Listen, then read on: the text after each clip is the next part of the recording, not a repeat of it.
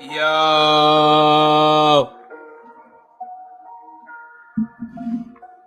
what up?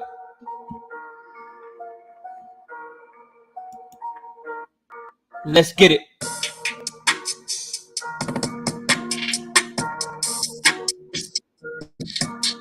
Smash the like button as you come through.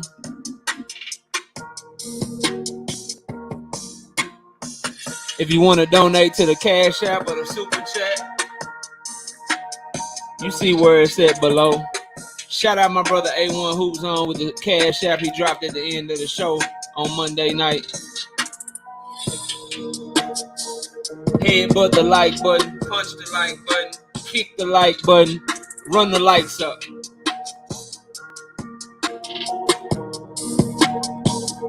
Oscar De La Hoya says Tank Davis and Ryan Garcia is the fight to save boxing. I don't know about that. It's a start, though. We gonna cook tonight. It's a lot more other things that can save boxing, too, though.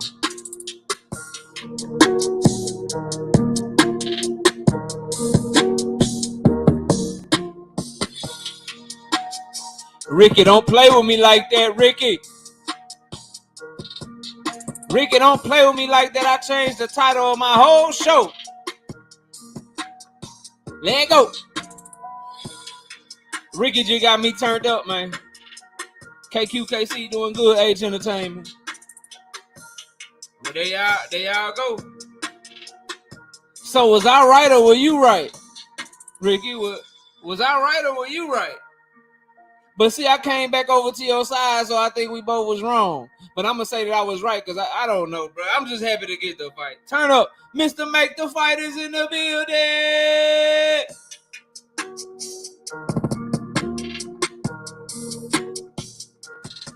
Oh, yeah.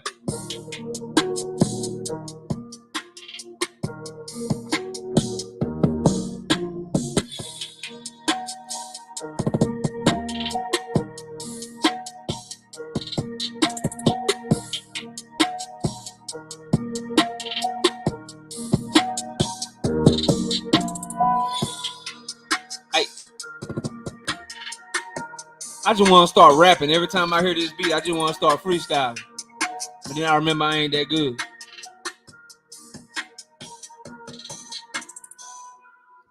Speaking of the TWT, my brother, my homie, G5 Gabe, man. Drop that beat on the one time, man. Where that intro at, man? Let's get it. Let's get the people going. Let's get the people going. There you go. Drop that shit for him, G5. KO the base here. We lit tonight. Y'all come through, man. Y'all know how we gonna show up and show out. See y'all all in the building.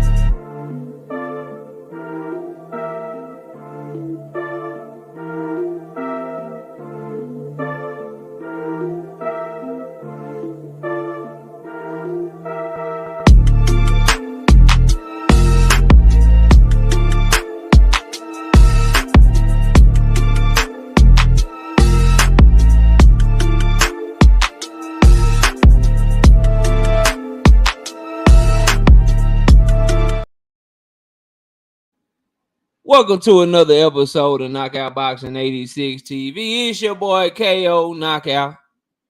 You know what I'm saying? We here. We ready for another episode. We about to pop some shit. Let's get the camera turned on for the people. What up? Let's see who we got in the building. Let's get the show started. Just Do Boxing in the building. Ray Patterson, Anthony Chulo, Thrill Hill, Cash, Crypto. Yeah, I saw that Karma. I dropped the video on it. You got to go check it out. H Entertainment in the building. Who else we got? Andrew Gray in the building. William Old School up in this thing. Gertz, Cash, Crypto. My brother Ricky Williams. Hashtag TWT. So when Mike Coppinger, okay, when Michael Benson, okay, Dan Raphael around this motherfucker, when they try to announce to you that Spence and Crawford is done on Saturday, and they got them both at the fight, and they doing interviews, and they doing all that shit, just remember who came through on Knockout Boxing 86 TV and gave you the exclusive and told you what was going on first. His name Ricky Williams. You know what I'm talking about? Give him his credit, bro. This ain't, you know what I'm saying? No shot at nobody, no shade at nobody, but I see a lot of people jocking and using people information and shit like that and don't want to give them their credit. Give that man this credit. I know I am. This the first play that he the first person told me this shit. Y'all see that shit on the screen? He the first person told me that shit. So that who broke the news to me. Meanwhile, y'all let everybody else just lie to you and shit. You know what I'm saying? They tell you that the fight be done for like 10 months straight.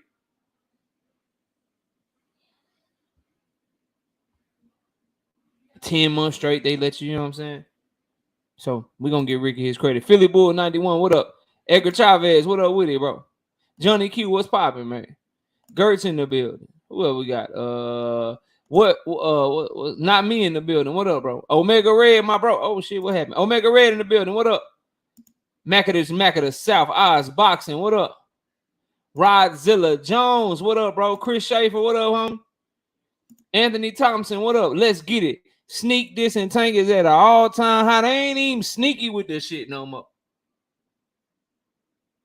They ain't even sneaky with this shit no more. Bro, I was told today that this fight is bullshit, that they ain't buying the fight. And I'm like, damn, if you ain't buying this fight, if you ain't trying to watch this fight, well, what you watching, bro? What will you buy, bro? If you ain't buying this shit, what will you buy, bro? Land of the 216. What up? Thoroughbred Boxing in the building. What up? Y'all smash the like button as you get in here, man. We about to get straight to it. Before we get to the main topics, though, man, I seen the shit after I had already posted my video today. Windy City Assassin. What up? But yeah, not me. I caught your comment. I seen the shit, man. Alberto Puello, a cheating ass, dirty ass fighter, and he deserved everything that he got. They stripped his ass immediately, bro. They stripped his ass immediately. You know what I mean? And I'm with that. I ain't mad at that at all. I understand it. But I'm looking at Rolly Ramiro's replacement opponent. Because, see, y'all know we look at shit. I'm like, all right, that's cool. No issues. I'm looking at Ramiro's replacement opponent. It's El Barroso. He look like, you know, based on this record, he got power and shit. But he done been knocked out 2 times and the man 40 years old. And I couldn't help but wonder, I'm like, bro, what did the Russells do to Al Heyman, bro? What did the Russells do to Al Heyman? No evidence. What up? What they do to Al, bro, and Floyd and them, bro? Like, y'all couldn't throw Gary Antoine Russell in there is what I'm asking, bro. Like, we can't get Gary Antoine Russell in the ring with Rolly Ramiro as a replacement opponent for the WBA title. Or how about Subriel Matias for his IBF, unifying with Rolly Ramiro for the vacant WBA, bro?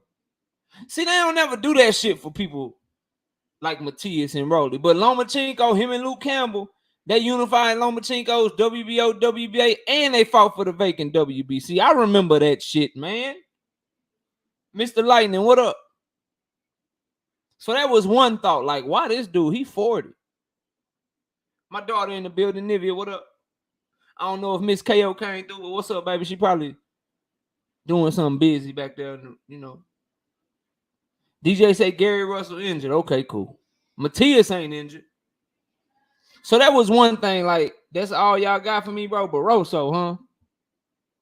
40-year-old, been knocked out multiple times. And we all know at 40 years old, you Father Time tapping you on your shoulder if you haven't already. So I'm about to watch. Y'all telling me I'm probably about to watch Rolly Romero get knocked out in sparring, knocked out by Tank, and then become a champion. That's what y'all telling me I gotta watch, bro. Cunt, what up? I don't like that name, bro. That's a crazy name.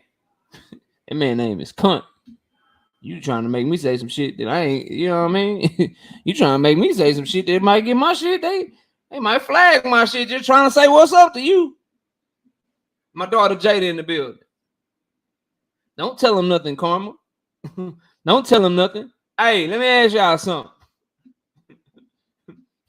Let me ask y'all something, man. Drink my water. What up? How much that 140-pound WBA belt mean right now, man? Y'all tell me belts mean a lot, right? How much that WBA, Super WBA 140-pound belt, how much that belt mean, bro? How much that belt mean right now, man? Hold on. Let me catch this real quick, bro. I seen it pop up, man. Where it go? There we go.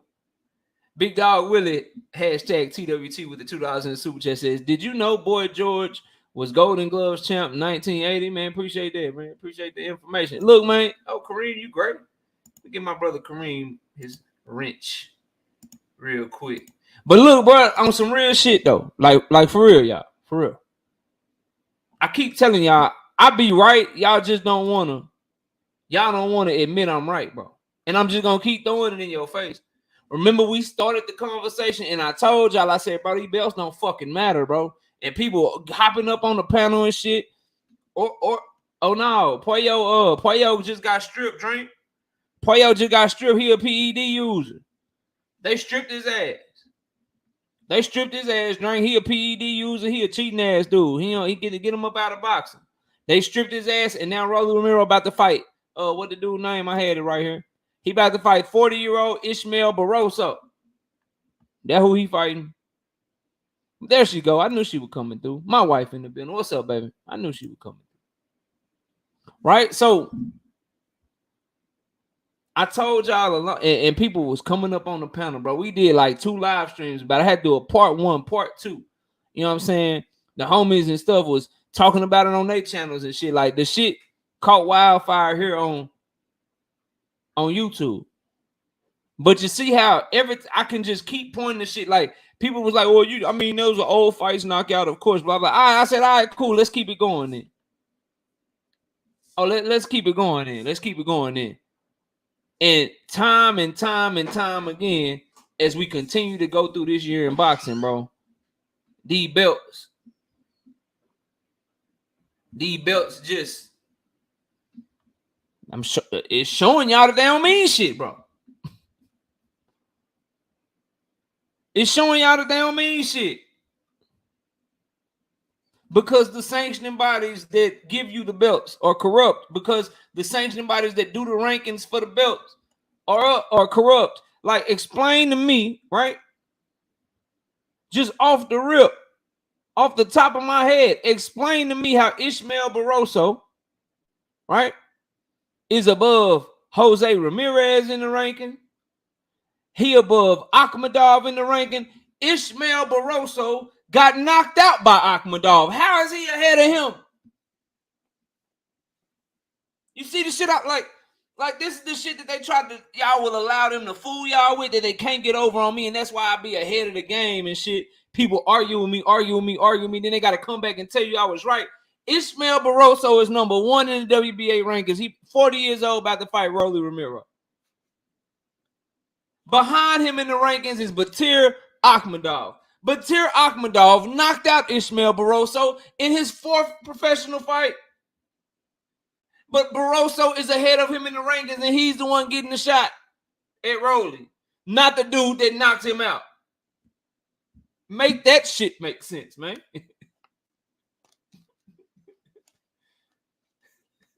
Make that shit make sense.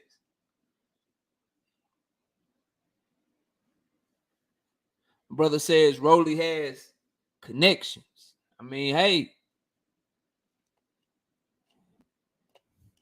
So nepotism. So in a sport, in a combat sport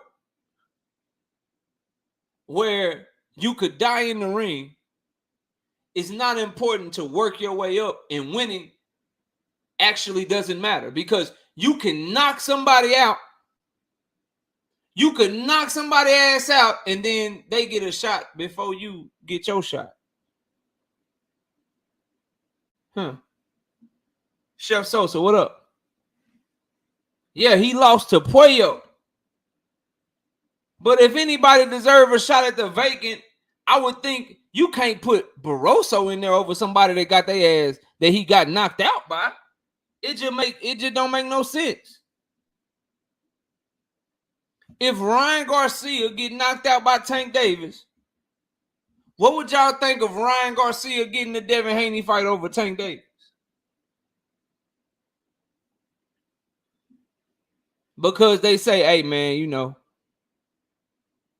he got a separate fan base. Devin and Tank share the same fan base, so we think the Devin Haney fight is bigger. And Ryan Garcia, he got connections. The Zone and Top Rank get along better than Top Rank and PBC, so we gonna make the Devin and Ryan fight. Y'all be cool with that shit, man. What up, Lord's Way Real? What if Devin box circles around Loma and then Loma get the Tank fight?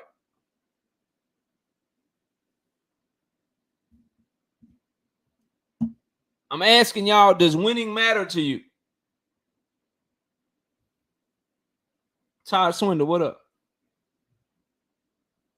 Number one, how did Rolly... Okay, all right. How did Rolly Romero get knocked out by Tank Davis at 135 pounds, move up to 140, and he number 6 in the WBA rankings, but Kenneth Sims been wrecking shit. He beat Elvis Rodriguez. He just stopped somebody. Kenneth Sims been wrecking shit, and Rolly Romero is ranked as a higher 140-pound fighter than Kenneth Sims right now, bro.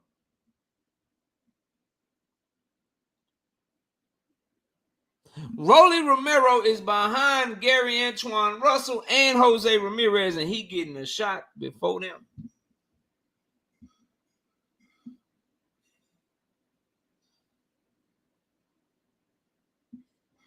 Unbelievable, bro. Unbelievable, bro. Unbelievable, dog. And now Rolly about to be world champion. And now Rolly about to be world champion out this motherfucker. And y'all still want to come to me and talk about how much these goddamn belts matter. If they don't matter sometimes, and that means they don't matter at all. Because this shit should never happen. This shit right here should never happen. Shout out Woke. He trying to get my vote tomorrow. I already know what you're doing. Shout out Woke. JD, I seen you in the building. Shout out everybody, man. We got a big debate tomorrow. I think this shit gonna be one of the more more passionate debates that we've had on the channel for season 2 of the debate series. These two brothers, I ain't gonna say they don't like each other, but they be going at each other, talking points, and this time they get to go at each other uninterrupted. So I can't wait till tomorrow night. Y'all be sure to tune in, man. Y'all be sure to tune in. You know what I mean? Real talk. Brother Huey Q, what up? Nick J, what up? Brian King B. Falcon, what up, homie? Rolo in the photo. I skipped over you. I see you in the building. What up, bro? What up with it, bro?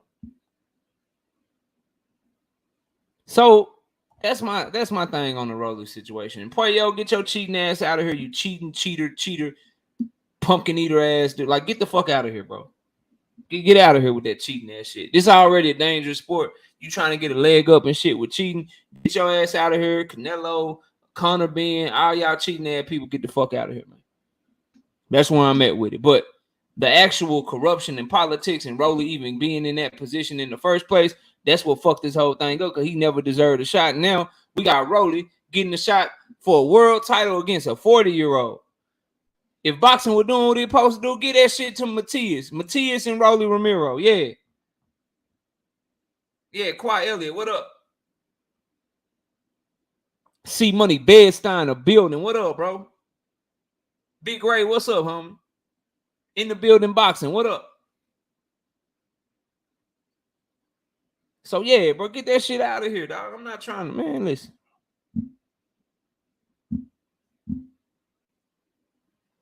it's little shit like that, man, that just get me heated, man. I know. I didn't just look over there and see that shit, bro. 113 people in here already. Them like say 67 though. They gotta be wrong, bro. They gotta be wrong. We gotta get the likes up, y'all.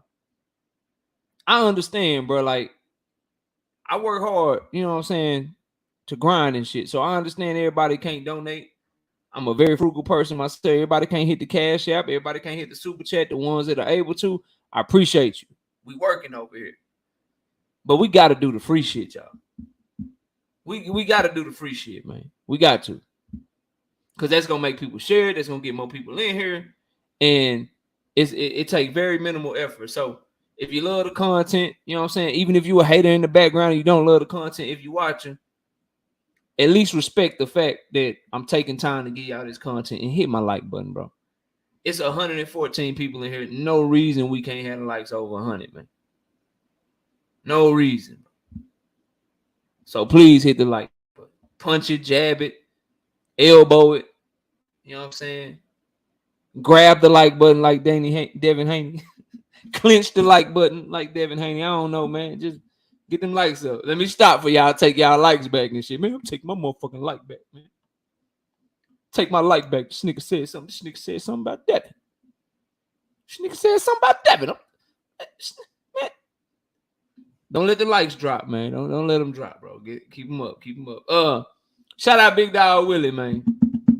Back in the super chat with the $2. He say, anyway, it's moving up to 160 after the Fortune fight. Man, get out of here. But keep the super chats coming up. You know what I'm talking about? Get out of here, but keep the super chats coming, bro. You know, that's some bullshit. That's some bullshit. If your next super chat, though, if you drop another one, I'll say facts. You drop another one, I'll say facts, bro. I'll say facts. So that's the shit on the Roller shit. You know what I'm saying? Bad situation. You know, Roller's still getting a shot that he never deserved in the first place, and they could have found a better opponent. That's my overall. Hold on, that's a good one.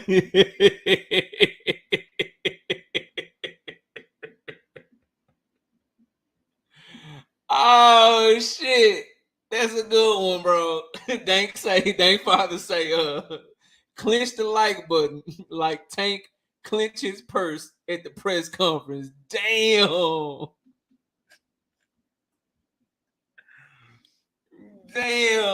You must ain't see the Devin Haney interview he just did. He had a Birkin, bro. He had a Birkin in his interview that he did yesterday, man. On the Max. Did you watch the Max unboxing shit, man? He had a Birkin on. You know, he Tank Jr. and shit, man. He had the Birkin on. You know what I mean? It was a backpack purse though, so he wasn't clenching. He wore it like a backpack. He said he keep his gloves in it and shit. You know what I'm saying? He keep his gloves in there and his Vaseline in there for his new tattoo that he just got, man. You know, he got a new tattoo. He got the bay on his back now. You know what I'm saying? He got the bay right here. He got the bay with the San Francisco with the Golden Gate Bridge up under it, dang. He went and got some more. He went and got some tats, and he said he working on the arm sleeve right now too, bro. Man said Dodge J say, please say you kidding. Yeah, I'm fucking around, bro. I'm fucking around, man. I'm just joking. Me and my Devin Haney brothers and sisters, we have an understanding. You know what I mean? We mess around from time to time. We be joking, man. But he couldn't have. I'm just saying, man. He came at Tank, man. He came at Tank, man. You know what I'm saying? Listen, man. What up, DJ 7 for life, man? I'm gonna move on, man, and talk about the other topic. But listen, man, y'all hear me out, bro. You know you bad, right? You know you cold. You know you nice with it. Tank, I told y'all, Tank is like Drake, bro. Tank is like Drake. He just like Drake. Oh, knockout. Fuck, man, Drake. How you comparing Tank to Drake? What are you talking about? What are you talking about? Comparing Tank to Drake? I hear y'all, bro. I see y'all. Drake said it best on his Lord Knows verse with Rick Ross, bro. He said it best. Drake the rapper, bro. He said it best. All the rappers talking about him and shit, right? He said, you know light skin. You know y'all light skin. Listen where I'm going though, Rozilla. Damn, let me get it out, bro. It's gonna make sense, man.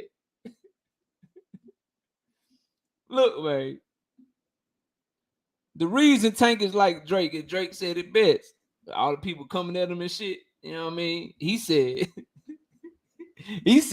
of all the things I hear y'all be poking fun at, never the flow though, because you know I run that. That's where y'all at with Tank, bro. He said, super light skin quoting Drake. I'm finished. I'm just telling you, bro, like, y'all poke fun at a lot of shit, man. Y'all poke fun at a lot of shit with Tank. You talk about the purses. You talk about, you know, I hear all the shit, all the jokes and shit. Y'all never talk about them hands, though. Because y'all know he run that shit. Yeah. You never bring up the hands, bro. You never bring up the hands. You don't never talk about them hands, though.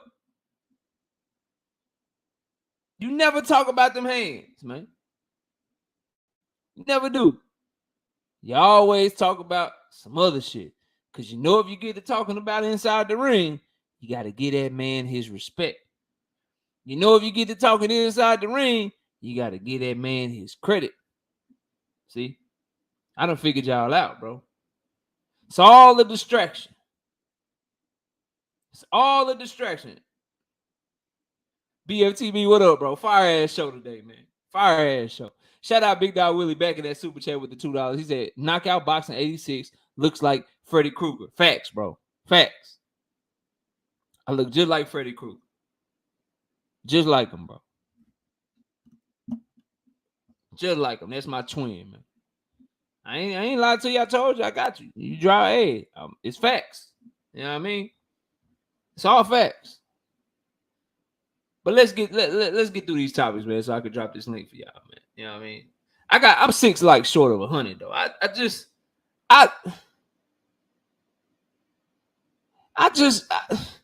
can't move on till the likes get to 100, bro. I can't. Cause I see it's 124 people in here, man. I just can't. In good conscience, bro, I can't move on until the likes get to 100. We at 97, you know what I mean? I just need 2 more now. We at 98. You know what I'm talking about? I just need, there we go. That my people, they rock with me. Let me sip this water and let's get to it. Yeah, facts, BL. Debate like Freddie. We here. Speaking of debates, one more time, y'all check out our debate tomorrow, man. We got JD going against Woke sports fan, Devin Haney, Tank Davis. Devin Haney, Tank Davis, they going at it. They got some bad blood. They gonna handle it in the ring. But let's get to these topics. So Oscar De La Hoya said some shit that I just don't agree with.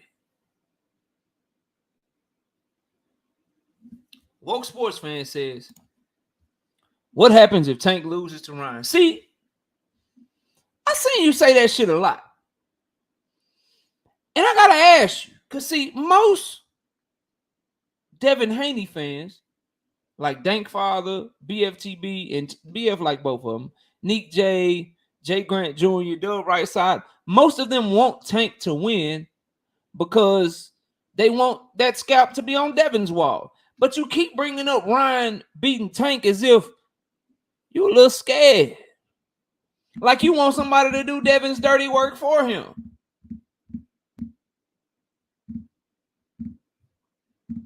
You ain't got no faith in your boy?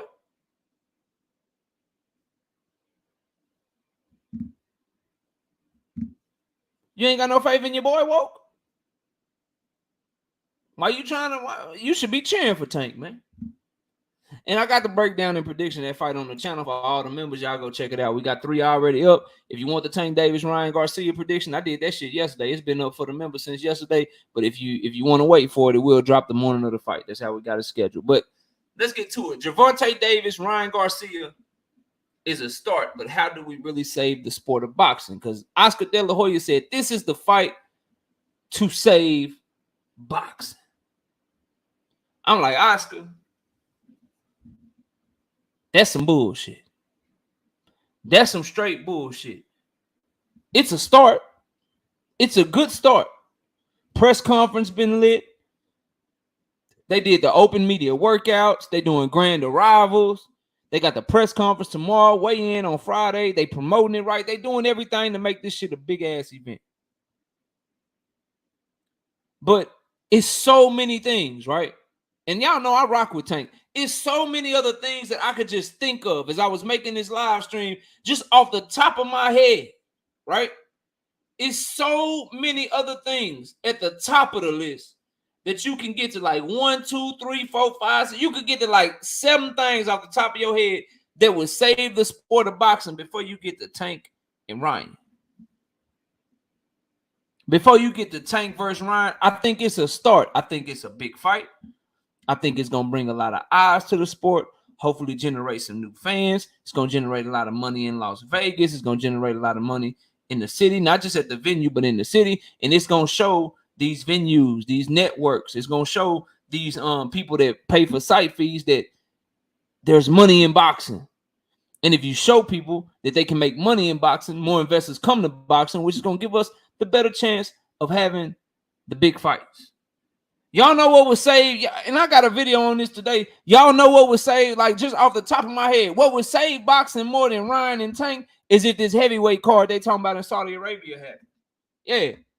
Yeah. If that card happened with Deontay Wilder, Anthony Joshua, Tyson Fury, and Alexander Usyk all fighting together on the same night, that would do a better job to save boxing more than Tank and Ryan, bro. Because heavyweights run boxing, and because that Deontay Wilder, Anthony Joshua fight, Tyson Fury, Alexander Usyk for undisputed, getting people back into the heavyweight division, bringing the heavyweights back, getting that shit popping like that, that would save boxing more than just Tank and Ryan, bro. And that would help save boxing more. Like if we want to talk about ways to save boxing. But it is a start. It is a start to getting bigger and better fights than even this one. Because, see, based on what Devin and Loma do, based on what Tank and Ryan do, the two winners fighting each other, that'll go a long way to save boxing. Because if the winners is who I expect, if it's Devin Haney, Hunter on the Hunt, what up? If it's Devin Haney and Tank Davis, Bill Haney in the press conference with Tank talking and shit. Because if that was Devin Haney at that motherfucking open workout, motherfucker wouldn't know who to pick. If you watch the open workout, the media workout that Tank Davis just put on, bro, and then you go and then they put Devin Haney on that stage, and we know how he worked. We know how he in the gym. We know what he doing. Wouldn't be no gimmicks. Wouldn't be no taco eating around that motherfucker. We all be in this motherfucker on pins and needles. Like, damn, bro, who the fuck? Who about to win this motherfucker? Like, Tank Davis put on a workout, make all people that doubt him nervous about their fighter going against him. Devin Haney would have did the same thing, bro. So that fight right there will go even further to save boxing. Cause this shit got a lot of gimmicky shit from Ryan in it, bro. D Free, what up? This shit got a lot of gimmicky shit from Ryan in it, dog. Like, it's a lot of shit that I think he dropped the ball on. To not just send a message to his fan base, but people that's doubting him. Like BF in the building, Nick J in the building. All the people in the building that think he can't be competitive, they looking at your workout and you just validating and you giving them everything that they saying you are. They say you a clown. They say that you ain't really here to win. They say that you got no shot. You show up to your workout looking all uncoordinated and shit, fighting for 4 minutes, working out for 4 minutes, and then eating some goddamn taco. He dropped the ball on that.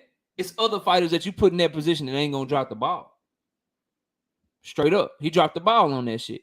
You had an opportunity right there. You probably could have changed somebody's mind. Look fast in that motherfucker. Look sharp. Go for an hour straight, 45 minutes straight like Tank. Let them know you here too. Let them know you ain't playing too.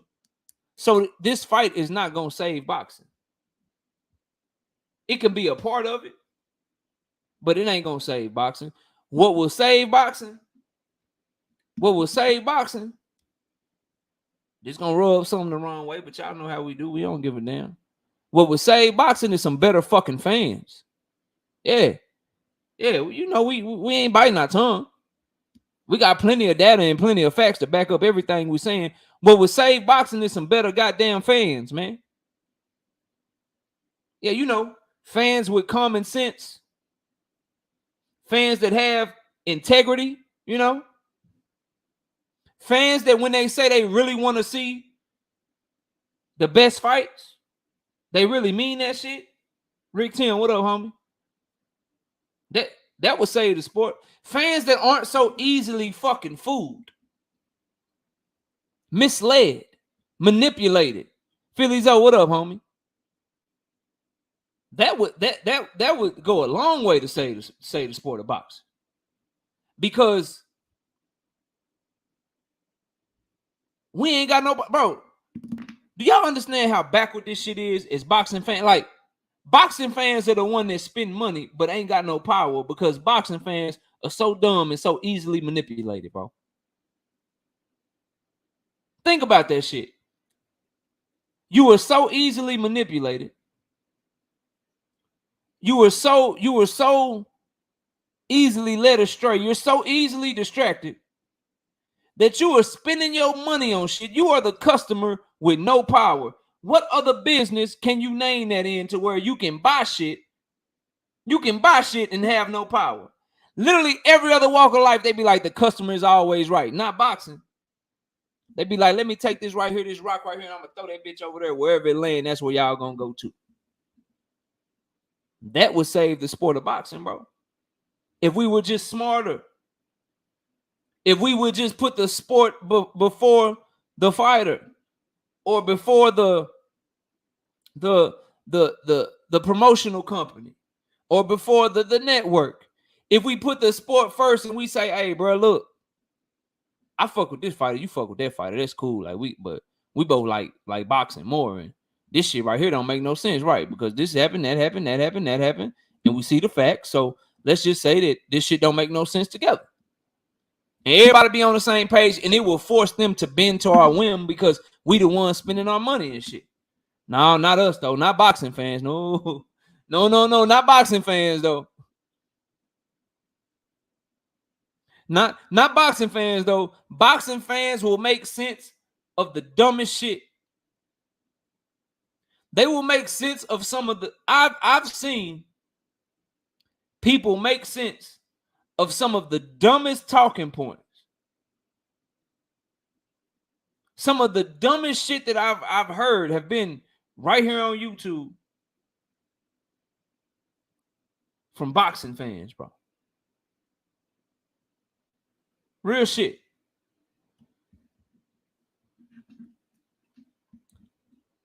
I had somebody,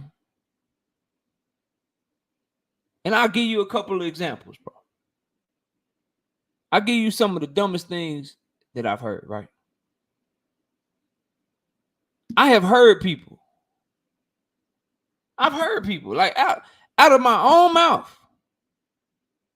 I've heard them for a year straight argue to me that Teofimo Lopez was an undisputed champion.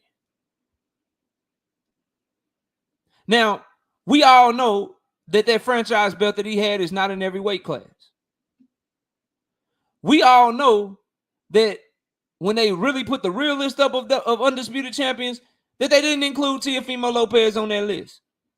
We all know that the IBF, the WBO, and the WBA never recognized that franchise belt from the WBC. We all know these facts. We know them. But instead of coming together and be like, yo, Teofimo, you unified. That was a great win, bro, that you had over motherfucking Lomachenko and shit. It was a great win. That was a great win. But say, bro, you got to see this young man over here if you really want to be undisputed, because that's what history has. He got the same belt that every other undisputed champion had. The man, bro, Teofimo Lopez and Josh Taylor were being touted as undisputed champions when Josh Taylor and Teofimo Lopez had completely different belts. Josh Taylor was undisputed with the WBC belt that Devin Haney had, while they were calling Teofimo Lopez undisputed with a completely different belt.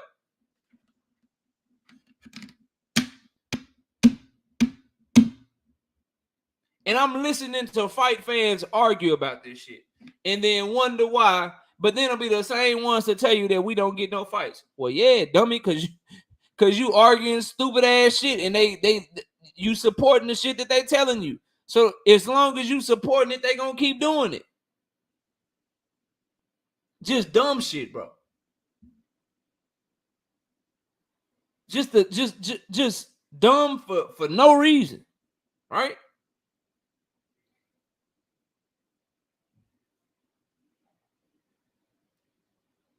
I watch people, bro. I watch people. Again, fans, bro. Better fans would save the sport. I watch fight fans complain about every single fight. Every fight, they complain. They only big up the free fights. I know people, bro, because I watch everybody. I know people on panels. I know people that talk boxing. Promise I'm not lying. They let them tell it they ain't bought one single pay-per-view. I've heard them say that they ain't bought not one single fight. They've got every fight on Fire Stick, but then got the nerve to make video after video after live stream after video after live stream after video after live stream complaining about we ain't getting no fights. That's like you coming to the barbecue and not bringing another nigga complaining about the menu, bro. Real shit. That's what that shit sound like to me. Schizo Paul, what up? You complain and complain and complain while at the same time saying that you ain't investing in the shit that you complaining about for it to change.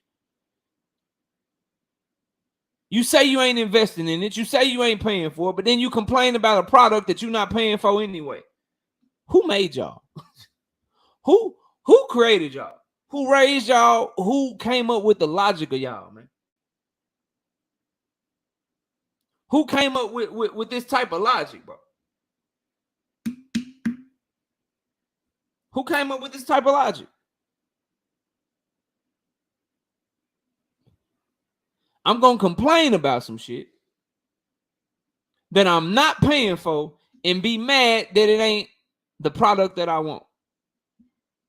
Well, by you stealing it and not paying for it, you're showing that you don't give a fuck about what you get because you ain't paying for it. Like, I was taught if you ain't paying for shit, you don't complain. If you ain't paying for shit, you don't complain. If somebody give you something for free, you say thank you.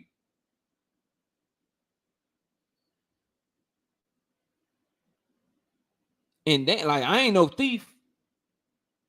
But I thought if you're doing some shit that's illegal, you supposed to be quiet. Some illegal shit about it.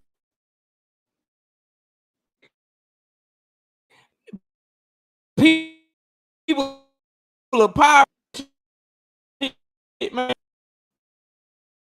Tell you about it.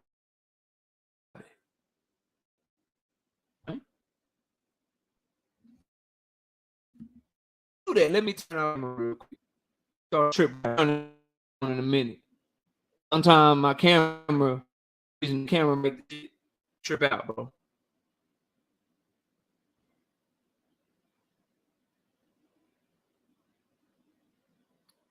We good? It should be getting better now. I don't know what it is about that damn camera, bro. I might need to get me a new camera. Y'all let me know if I'm back good.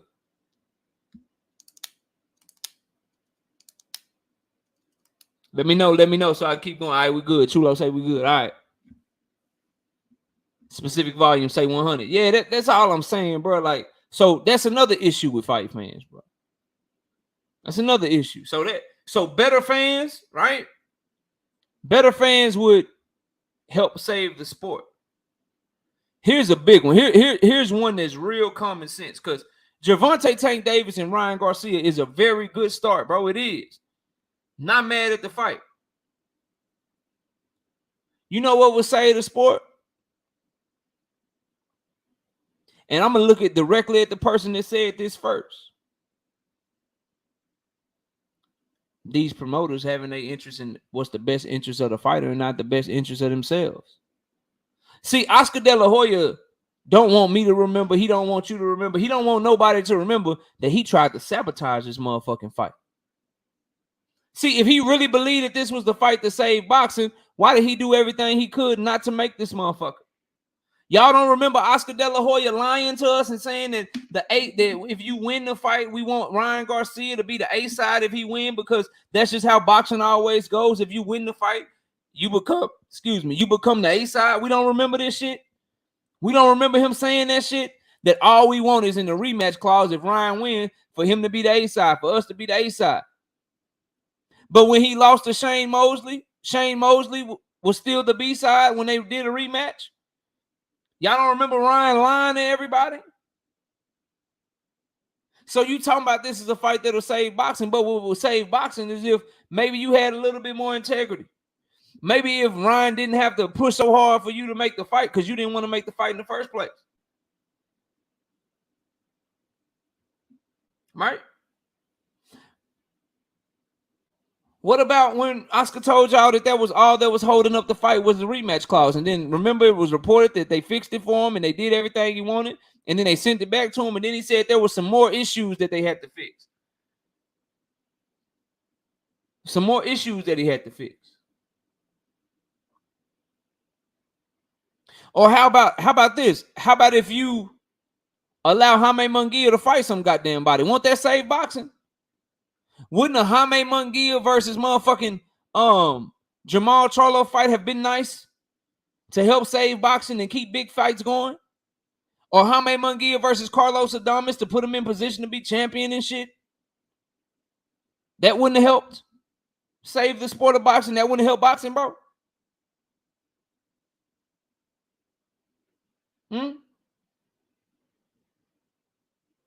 Or would it have helped save the sport of boxing when you could have had your fighter Jaime Munguia in position to fight for a world title against Janabek? See, I don't think people remember these things. I don't think they think about them when you hear these people talk and you hear them just sit here and cap to you and shit. You have to remember, bro. He done did a lot of shit to the detriment of the sport of boxing. That Canelo shit, it started with him. Canelo fought Chavez under his watch. He fought Liam under his watch. He put him in there with Rocky Fielding.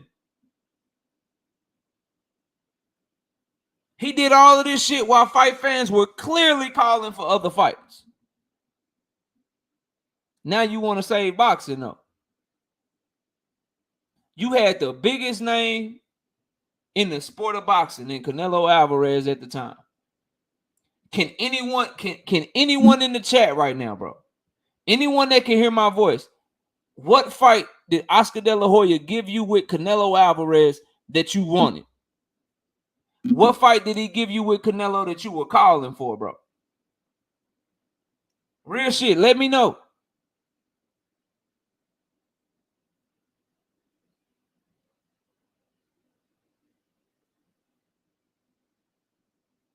So maybe it would have saved the sport of boxing if you would have gave us what we were looking for all these years. Huh? Just a thought. You know what else would save the sport of boxing? Over this Tank and Ryan fight, because again, it's a start, but it's so much other shit. It's so much other shit. What I think Oscar is missing too is how about all these sanctioning bodies and shit, all these politics, all this pay for play shit going on in the sport. How about I'm watching fighters get opportunities that they may or may not deserve simply because of who they signed to.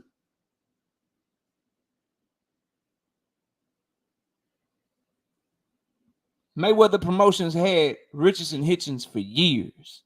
Former Olympian out of Haiti. Bad boy, nasty at 140. Can fight. Brandon House, what up? Can fight. Had him for years. He undefeated. Couldn't keep him active. Never got him a title shot. That same promotional company is allowing or got a title shot for Rolly Romero, bro. Won't it save the sport of boxing for the better fighters to actually be the ones that's ranked the highest and the ones that are being pushed and promoted, and not some motherfucking gimmick just because they willing to be delusional and say shit that don't make no sense? I watched Rolly Romero had a nerve to call Shakur Stevenson and Devin Haney boring. And I'm listening to Rolly Romero, and he talking about how they'll never be on pay-per-view. Number one, you was on pay-per-view because of Tank. Number two, you need to practice on being more boring your goddamn self. And I think they might be boring to him because maybe they work on shit in the gym that he was just too bored to work on. So he focused on his strength and his power and shit, and they was honing their skills the whole motherfucking time. And so it's boring to him. I just got a rule, bro. Like I just got a rule about me. Like, I don't think you should talk shit about nobody that's better than you at something.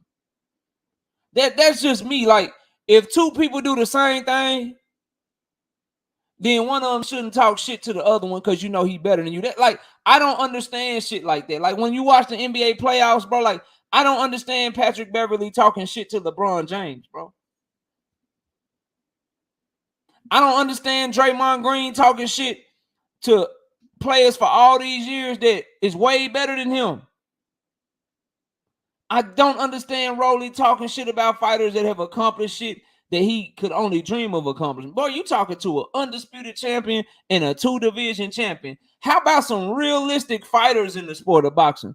People with self-awareness, people that ain't stupid. Won't that help save the sport of boxing skills from New Orleans? What up? What's good, bro?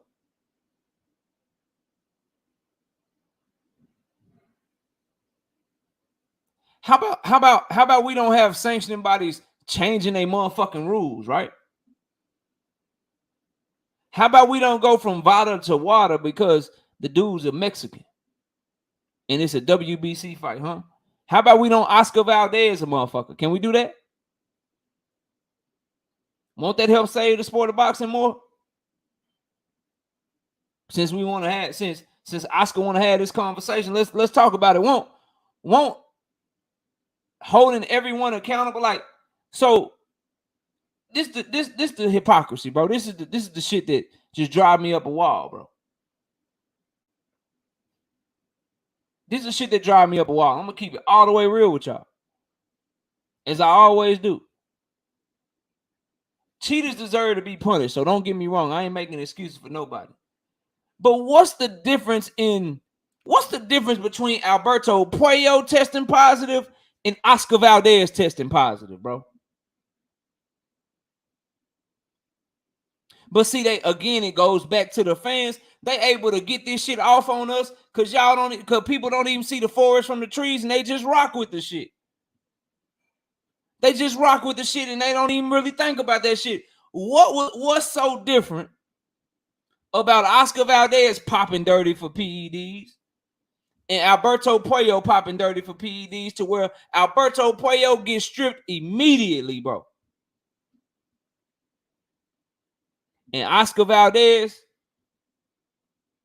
like a dude getting a speeding ticket that just got to take a defensive driving course or some shit. He still got to fight. They changed their whole rules for him. And they helped him win the fight that he probably didn't deserve to win because he got his head boxed off, bro. That should have helped the sport. We talked about this shit Monday. How about better fucking judging, bro? How about some better judging in our sport? Boxing got to be the sport that more than any other sport that I've ever watched in my life, you look at a fight, you know who won the fight. You can know that somebody got their ass beat and they will just sit there with a straight face and announce the decision for the other person and act like that shit cool. How about that shit? How about when I look at Michael Fox's box rec? How come we all know that he beat motherfucking Gabriel Master? We all know that shit, man. We all know that.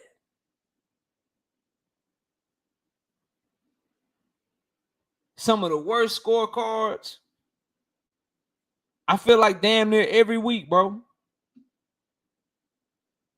Every motherfucking week. As I watch this sport, as I cover this sport, as I commentate on this sport, every week almost, it's a scorecard where we like, damn, bro. That shit was garbage. You mean you ain't give him a round? You ain't give him a single round? Like I was prepping for a show one time, bro. And I went and I looked at some Devin Haney scorecards. And I always point out the Kambosos one. Because I don't see how you give Kambosos 4 rounds in that first fight. But one that's glaring that I don't feel like gets talked about enough because it wasn't a big fight and people get caught up in the fact that he got hurt against Linares. One of them judges' scorecards for the Devin Haney and Linares fight read 115 to 113 for Devin Haney. That means one of them judges gave Jorge Linares 5 rounds in that fight against Devin Haney. Can anyone please tell me what 5 rounds did Jorge Linares win in that fight with Devin Haney, bro? I'm dead ass serious. How do you watch that fight and score it 7-5? Shit like that, you shouldn't be allowed to judge no more.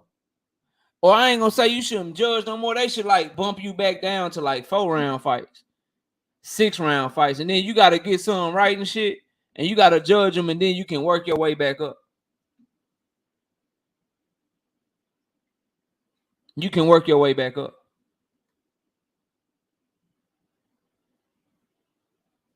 Shout out Thomas Hill. What up, bro?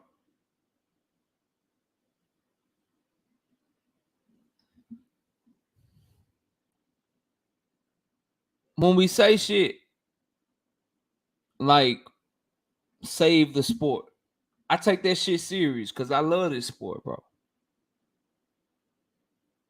100%. Wouldn't be here talking this boxing with y'all if I didn't. There's so many bigger problems. Here's another one. Here's another one, bro. How about stop letting fighters negotiate competitive advantages into their contracts? Yeah, that one gonna rub some the wrong way. That's gonna rub some the wrong way. How about fighters don't get to dictate competitive advantages just because they more popular than the other fighter? How about that? Rockefeller, Jerome King, what up? How about that shit, man? It's been going on for far too long. Now, I ain't saying that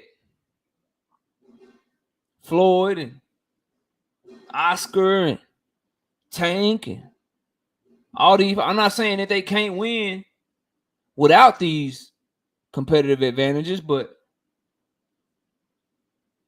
don't we deserve to see it? Don't we deserve to know? Like, what if you didn't get to make that ring so big just because you were more popular and you were a boxer and the other dude was a pressure fighter? What if like, I'm not saying he would have won, bro. I'm not saying he would have won. And I'm talking about Tony Harrison. I'm not saying he would have won the fight. But what if him and Tim Tszyu didn't fight in the 8x8x8x8 ring because Tim Tszyu is more popular and they fighting in Australia and shit? What if Tony Harrison got to fight in a regular ring against Tim Tszyu? I'm not saying that he would have won, but maybe he go the distance. Maybe he get a second win. Maybe he don't take as much punishment and he pivot out of some of that shit because he got more room. What's so hard about, hey, we fight at 154, this is the size of the ring, bro? Hey, we fight at 168, this is the side of the ring, bro. What's wrong with that? That's like two people go to race and one of them be like, look, since I'm the more popular track star than you, you got to run a 100-meter dash. I'm running a 90-meter dash. My finish line is before yours. You got to run 10 meters longer.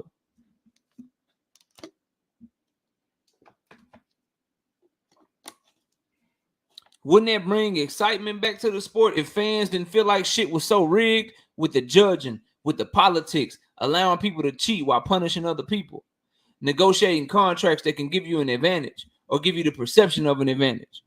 Wouldn't that help save the sport more if people felt like the sport had more integrity in it and was steadfast and doing the right thing? Wouldn't that help save it? Wouldn't that bring people back to the sport? I'm just asking, bro. I'm just putting this shit on your mind so you can think about that shit, man.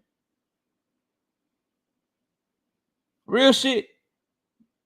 Shout out Matayo Well. Always showing love, man. Always showing love in the cash app. He come through with the super chat with the $10. He don't even say shit. He don't even say shit.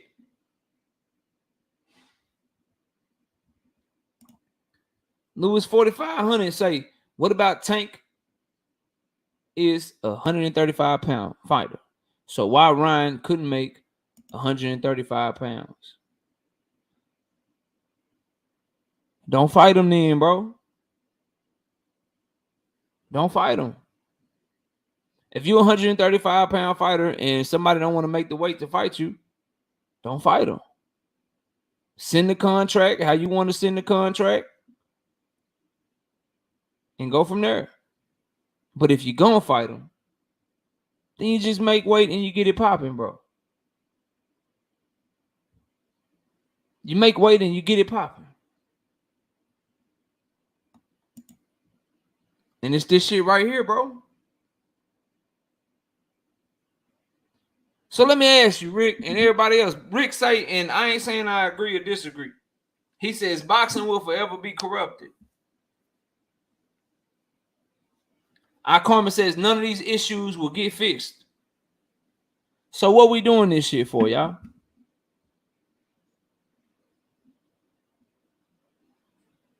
If it's a lost cause anyway, what we doing this shit for? On the hopes that every now and then we get a great fight? On the hopes that every now and then that the judges will get it right? On the hopes that every now and then that these promoters will make a big fight?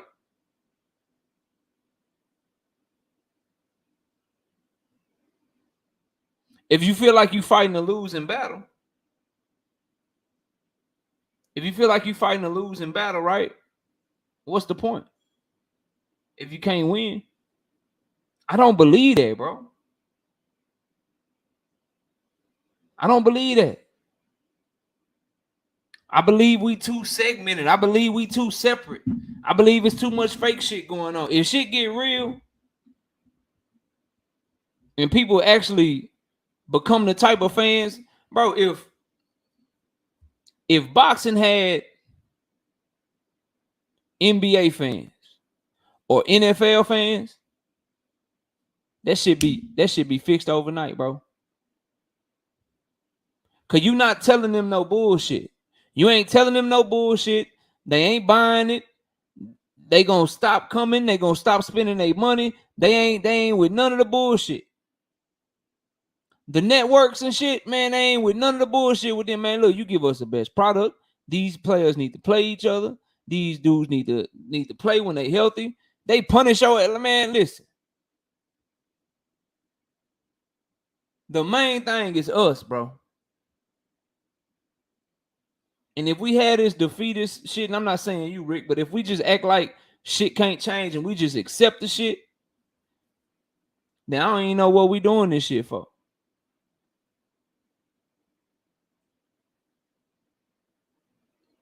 I don't know what we doing this shit for. Because I want to enjoy the sport, but I also want the sport to be the best version of itself, bro.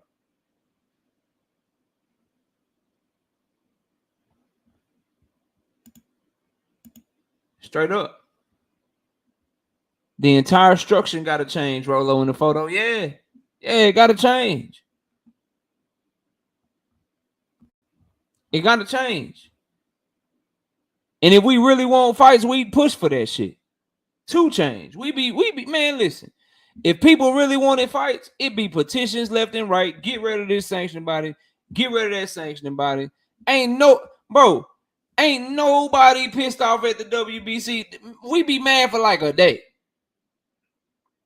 We be mad for like a day, and then everybody be cool and shit. Don't nobody even talk about that shit no more. Let somebody pop dirty in another sport and be cheating and shit.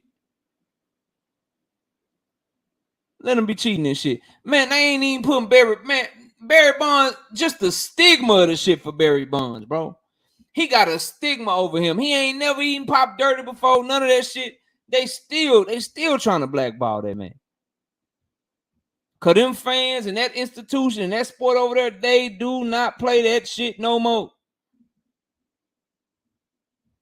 They changed their shit. They went from the Mark McGuire, fucking Barry Bonds, Sammy Sosa. They changed that shit. They like, nope, no more. And they shut that shit down. They shut that shit down. Not boxing though. Cause we only mad for a day.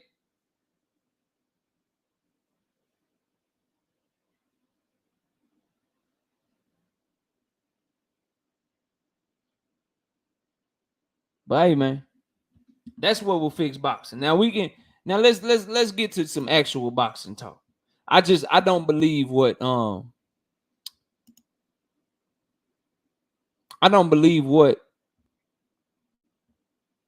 Oscar De La Hoya said, bro. I don't believe what he said. It's so many other things. I could literally keep talking for the next 2 or 3 hours about this shit, man. Ways to fix boxing. It ain't got nothing to do with tanking Ryan. But let's talk about Ryan Garcia, daddy. His daddy said, and I'm gonna drop the link. His daddy said that they ain't betting Ryan Garcia purse. Now, when the first on the fight, that shit is bullshit. That shit ain't happening. And I told y'all that shit wasn't happening on my video yesterday, bro. That's why you gotta watch the videos, the live streams, all that shit, man. Because we keep it 100 with y'all, bro. If you paying attention, if you know anything about business, if you know anything about how boxing works, you know that shit didn't make no sense, bro. You know that shit ain't make no sense. You think Al Heyman and Oscar De La Hoya gonna risk not getting paid? That's the dead giveaway right there. If they bet they whole purse, the loser That's coming out of Oscar pocket or Al pocket. That's coming out their pocket. Because they get a percentage of the purse.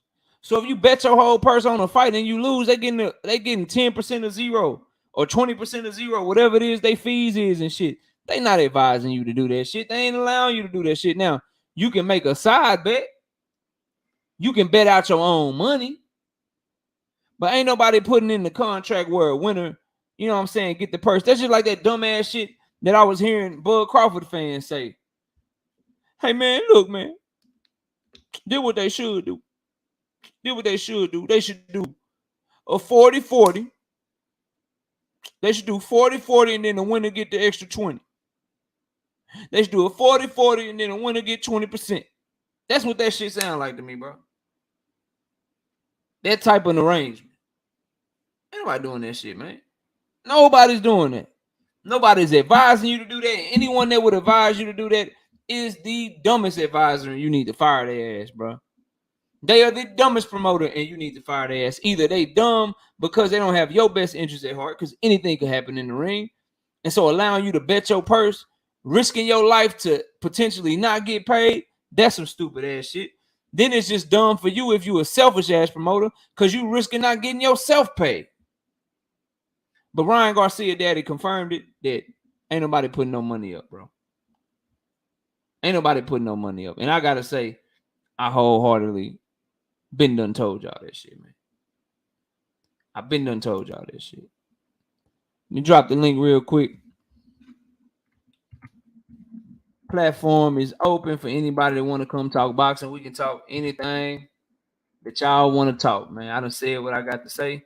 We can keep on that topic, or we can talk about the fights this weekend. While I'm waiting on y'all, bro, let me pin that up there.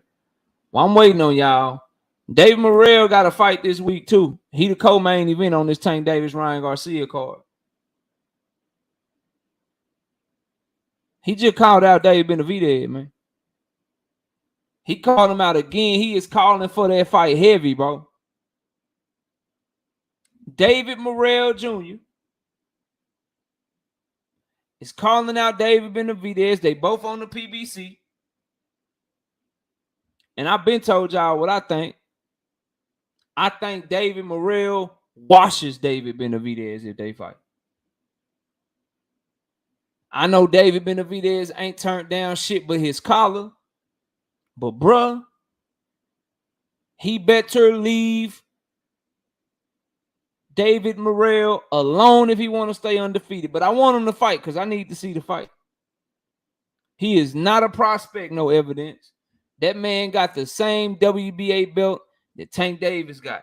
That man is ranked in the WBA rankings right up under Canelo Alvarez. He got the WBA version of the same WBC belt that David Benavidez got, bro.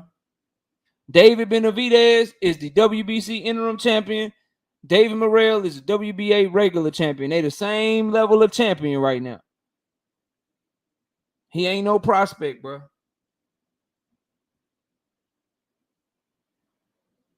He ain't no prospect. If he want to be a prospect, he need to drop them goddamn belts. And they need to start putting him in there with trash ass people. He just fought the number 1 dude in the WBA. This dude he fighting on Saturday is the number 6 dude in the WBA, former Olympian.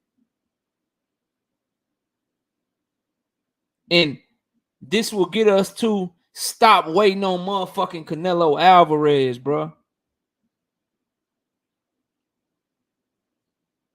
That's where I'm at with it. That's where we gonna stay, bro. Stop waiting on Canelo. This is the best fight to be made at 168 pounds. I got both of them beating Canelo. Canelo too little. Peace be free. Say that's a mistake. Show me, bro. This the shit I'm talking about. Not you. You know what I mean? Not you, but show me. Demetrius Andrade too small. This the best fight at 168 pounds that they can make over there at the PBC. Straight up.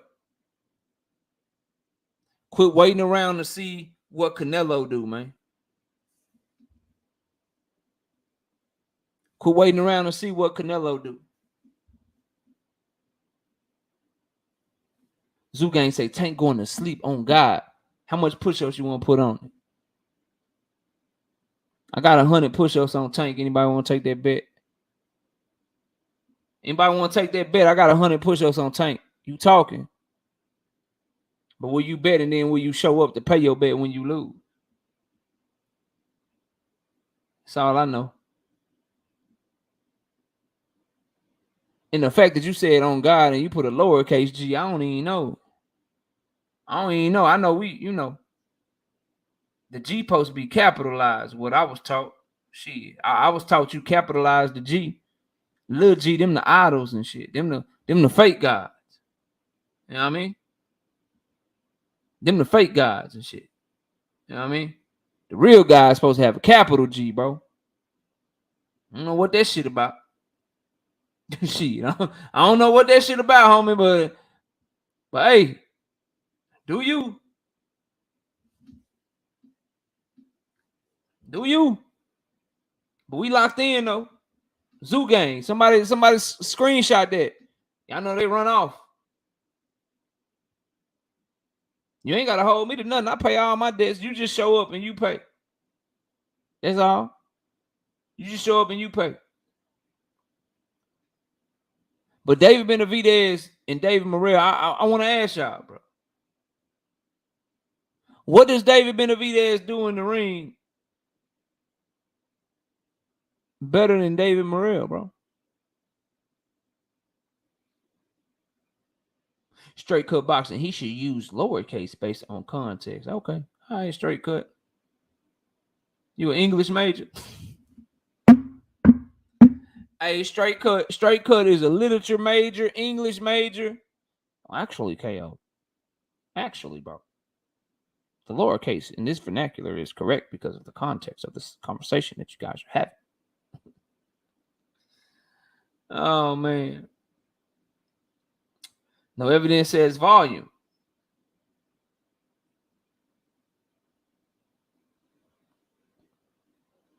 Be careful. Who be careful? Me? What I need to be careful for? What you talking about, bro? What you talking about? Be careful. What that mean? What's that? A threat or something? What you talking about? Be careful. What that mean? That link right there. It's a link right there above where you typing it. What be careful mean, man?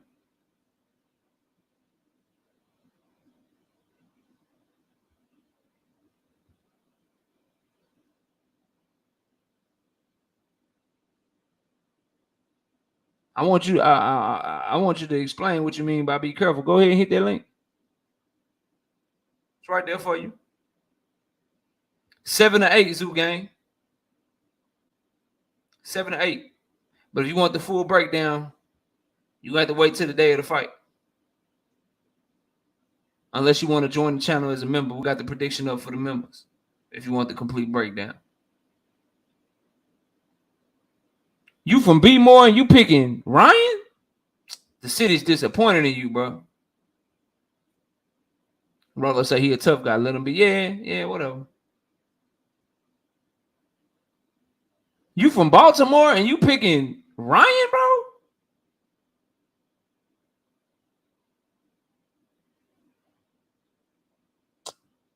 Dang, bro. I don't know. Maybe it's different up there in Baltimore, bro. I don't know. But I know here in Dallas, bro, if you from Dallas, we rocking.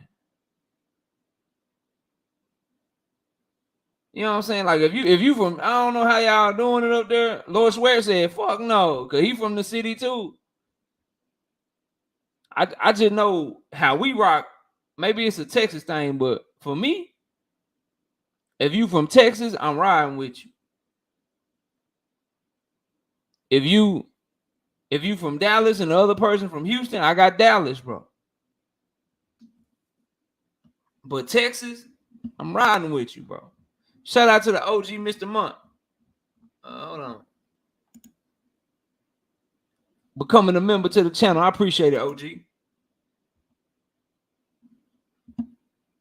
Yeah, Texas Rizilla all the way. But yeah, like I don't. That's crazy to me. Yeah, I'm biased. Gertz, I'm biased. I'm gonna rock with Texas and root for them. That don't mean I'm picking them though. That don't mean I'm picking them though. Like I rock with Virgil Ortiz heavy. I like Virgil Ortiz Jr. I'll be rooting for him to beat Jerron Boots Ennis if they ever fight. But I don't think he can. I don't think he wins that fight. So my pick would probably be Jerron Boots Ennis. But when I get in front of the TV, I'm rooting for Virgil Ortiz, bro.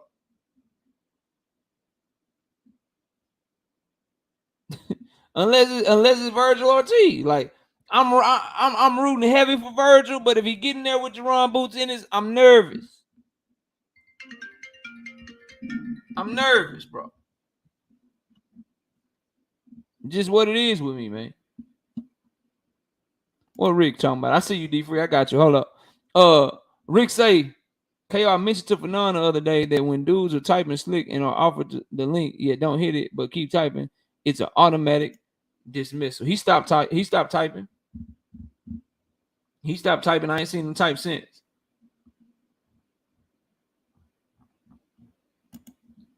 Who you rooting for? Who you rooting for when Charlo fought Charles Hatley? Ain't Hatley from Dallas? I don't remember. I don't even remember watching that fight, OG Mr. Monk. I think I was busy. But I would root for the Dallas guy and then pick the better fighter. Oh, there you go. There you go. You revealed yourself. You just gotta let them keep typing. You revealed yourself. Now you don't get to type no more. You can just hit the link, bro. What up with it, D Free? What's good? What's good? Man, I'm chilling, kicking back, cooling, enjoying the night, man. What you got, bro? Talk to me. No, I knew that the Tank Davis bet was fake. You could tell the way he had called Al Heyman, the way he was talking. And then he looked, and then the dude looked into the joint. He was like, "You can back out right now if you want to." I was like, they ain't really make that bet. Yeah, nah, hell nah. That would be some of the dumbest shit that you could do, bro. But it was funny though because you see Ryan's face when Tank act like he was calling Al Heyman. Ryan's face got serious. I was laughing hard though because you could the facial expression that Ryan had. He looked like, oh man, let me think about this. He really gonna call Al Heyman? Yeah, yeah, bro. Like Thoroughbred said he think Tank was for real. I don't, cause I don't think Al Heyman is a bad advisor, bro. I think Al Heyman No. is damn good at what he do. I think Al Heyman is very smart, and I don't think he would even allow no shit like that. Like, bro, you going in here, you gonna get some money, cause we don't know what could Now, happen to you, bro. You ain't now finna go what in they here and bet what your money and shit, and then you like you lose. Now you said. get paid nothing. Nah, bro, fuck that. Now, like you said, what they can do is the amount of what their purse is, they can have that as a side bet, but not Yeah, the actual purse because the yeah, actual purse is that's already being divided up for your camp because you got to pay the people in your camp and your promoters and all of them out of that purse. So, but they say okay, your purse is going to be 2.5, your purse is going to be 3.5. They can bet that amount on the side. yeah, for sure. But they can't bet they actual purse. It's too many Yeah, people money. You that know, would too have many people that coming would out have that to be shit. something. That would have to be something in a contract because you got other people involved in that person. That would have to be another part in the contract saying whoever wins gets the other person's purse as well. 100%, bro. 100% agree, man. So this David Benavidez, David Morrell shit, man. What's up with that, man? You hear David Morrell calling that man out, bro? Yeah, I mean he's been calling them out for a minute, and I mean David Benavidez keeps saying I'm gonna see what Canelo do after this John Ryder fight, but I'm like, man, you supposedly have been wanting that fight, so if he's calling you out after this fight that he have on Saturday, you should be sitting there like, okay, send me the contract. We both free. because Canelo Yeah. got a fight coming up in May. So And they y'all already can say, talking about hey, him. They already talking about him versus Bivol. right. So you Man, should be saying, so hey, y'all need to get that shit in real talk. So I agree with you the on fight that is shit. over with, so we can make it happen. But Hmm. I mean, we're gonna see what happens after Saturday because I believe David Morrell gonna go ahead and wipe the floor with this dude. Because the last dude that he said that he was supposed to be a tough competition, he wiped the floor with him. Me personally, I don't see nobody at 168 beating David Morrell. I don't see nobody beating him at Yeah, I got him 168. over everybody too right now. Yeah, I really do. Tank Davis, bro, he said he coming after Ryan Hart. He say he ain't coming to play. I seen him talking to Sean Porter on off the cuff, I think it was, and he was talking about how he's respecting his opponent, but Tank say he ain't coming to play with him, man. I just hope that I think they should have caught Tank, man. All these fighters, I think they should have caught him like 2 or 3 years ago, bro. If I'm keeping it real with you, I think that there's some different shit going on with him, man. I think he locked in, and if he get through Ryan, bro, it's gonna be hard to beat that man at 135 pounds, bro. It's gonna Now, be real now, hard to beat him, bro. He looking now he see, looking focused and sharp and I'm gonna happy. tell you the reason why I pick a Tank. The reason why I'm picking Tank, not only because of the skill level, not only because of that, not only because Ryan Garcia has never been in a fight with this caliber of a fighter, but we got to remember Tank Davis have a court case hanging over his head. So he took a plea bargain. We don't know if he's going to get any jail time, but he could very well get some jail time. So Tank could be thinking, hold up, this is going to be my last paycheck for a minute. I don't know what the judge is going to do. So he might be like, hey, I got to make sure I get this paycheck and come out on top because I might not be fighting for a while. He don't want the Yeah, last yeah. image before he go into jail is him getting knocked out or getting See, beat up. I hear people say that, bro. I just with them high priced lawyers and shit, right? That he got, I don't I don't think think they he's gonna would do put in a plea deal and not know what the you know what I mean, like what it. the Yeah, I what the don't think he's gonna get no consequences jail is. time. If he He a do, first time offender and shit. Ain't never served no jail time and shit. Like I if he can't do get a imagine. jail time, it's gonna be the bare minimum. I mean, I'm talking like maybe a weekend in jail or some shit like that, and community service, or maybe 2 weeks in jail and community service. It's gonna be the bare minimum if he get jail time. It's gonna be the bare minimum that they're gonna give him because at first the judge wasn't taking the plea bargain, and then all of a sudden he changed his mind and decided to take the plea bargain. So it it has to be at the minimum. He getting the minimum, so I don't know what the minimum is, but he's gonna be getting the minimum because he took a plea bargain. So, like I said, it might. I mean, if he do get jail time, because remember when Floyd got jail time, I think Floyd did what like 30 days I or think it something was like that. 90. I think it was Yeah, 90. something It like wasn't that. much. Yeah, it wasn't much. So I think he'll get the bare minimum because they was looking for a reason to get Floyd a loss or anything. So it was a lot of stuff stacked against Floyd. Tank ain't got that level that Floyd had. Tank is a star, but he ain't got the level of hatred towards Floyd that Floyd had. This Ryan shit could get him there though, bro. This Ryan Yeah, it shit, this could. shit with It Ryan, could. it could get him there, man. If he go in and show out and do his thing, bro, it could get him there. Especially if he knock him out, man. If he knock him out Yeah, in dramatic fashion and this one of them highlight reels, bro, it's gonna get him there. It's gonna yeah. it's If gonna get him there for sure. He knocking on the door of that shit. The other thing though that I was like about the actual fight, I ain't never seen him this focused, bro. no, I mean, and see, that was another thing. I was thinking like, damn, I think Ron should have waited until Tank had a fight and then took some time off and then try to make the fight with him. But you got Tank after he just fought in January. He went right back in the camp like a week later. So this Yeah, he man has been started he focused, started the camp in fight shape, bro. You know how like right? that mean he ain't been working on nothing but skills And and you got to staying remember, sharp, bro. Come on, man. He about he to he just about to do fought. something to He that just boy, man. fought in January. You haven't fought since last year. It's going to be what 9? I think 9 or 10 months since the last time Ryan Garcia been in the ring. Tank was just in the ring in January. So Tank is already focused. He already conditioned to fight. You got to get your body conditioned to fight, and now you got to make weight.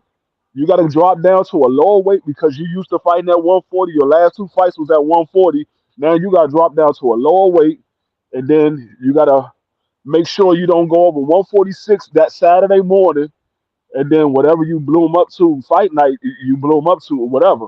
But I'm like, all the chips is stacked against Ryan right now The because biggest he's thing, the going. biggest thing, the biggest thing that's against Ryan is that he a one-sided fighter right now. Like if Tank get the pawing at that jab, framing that jab, pinning that jab up against him, and like pawing it the way that he was doing Barrios, and take that lead hand away from Ryan, Ryan in trouble, bro.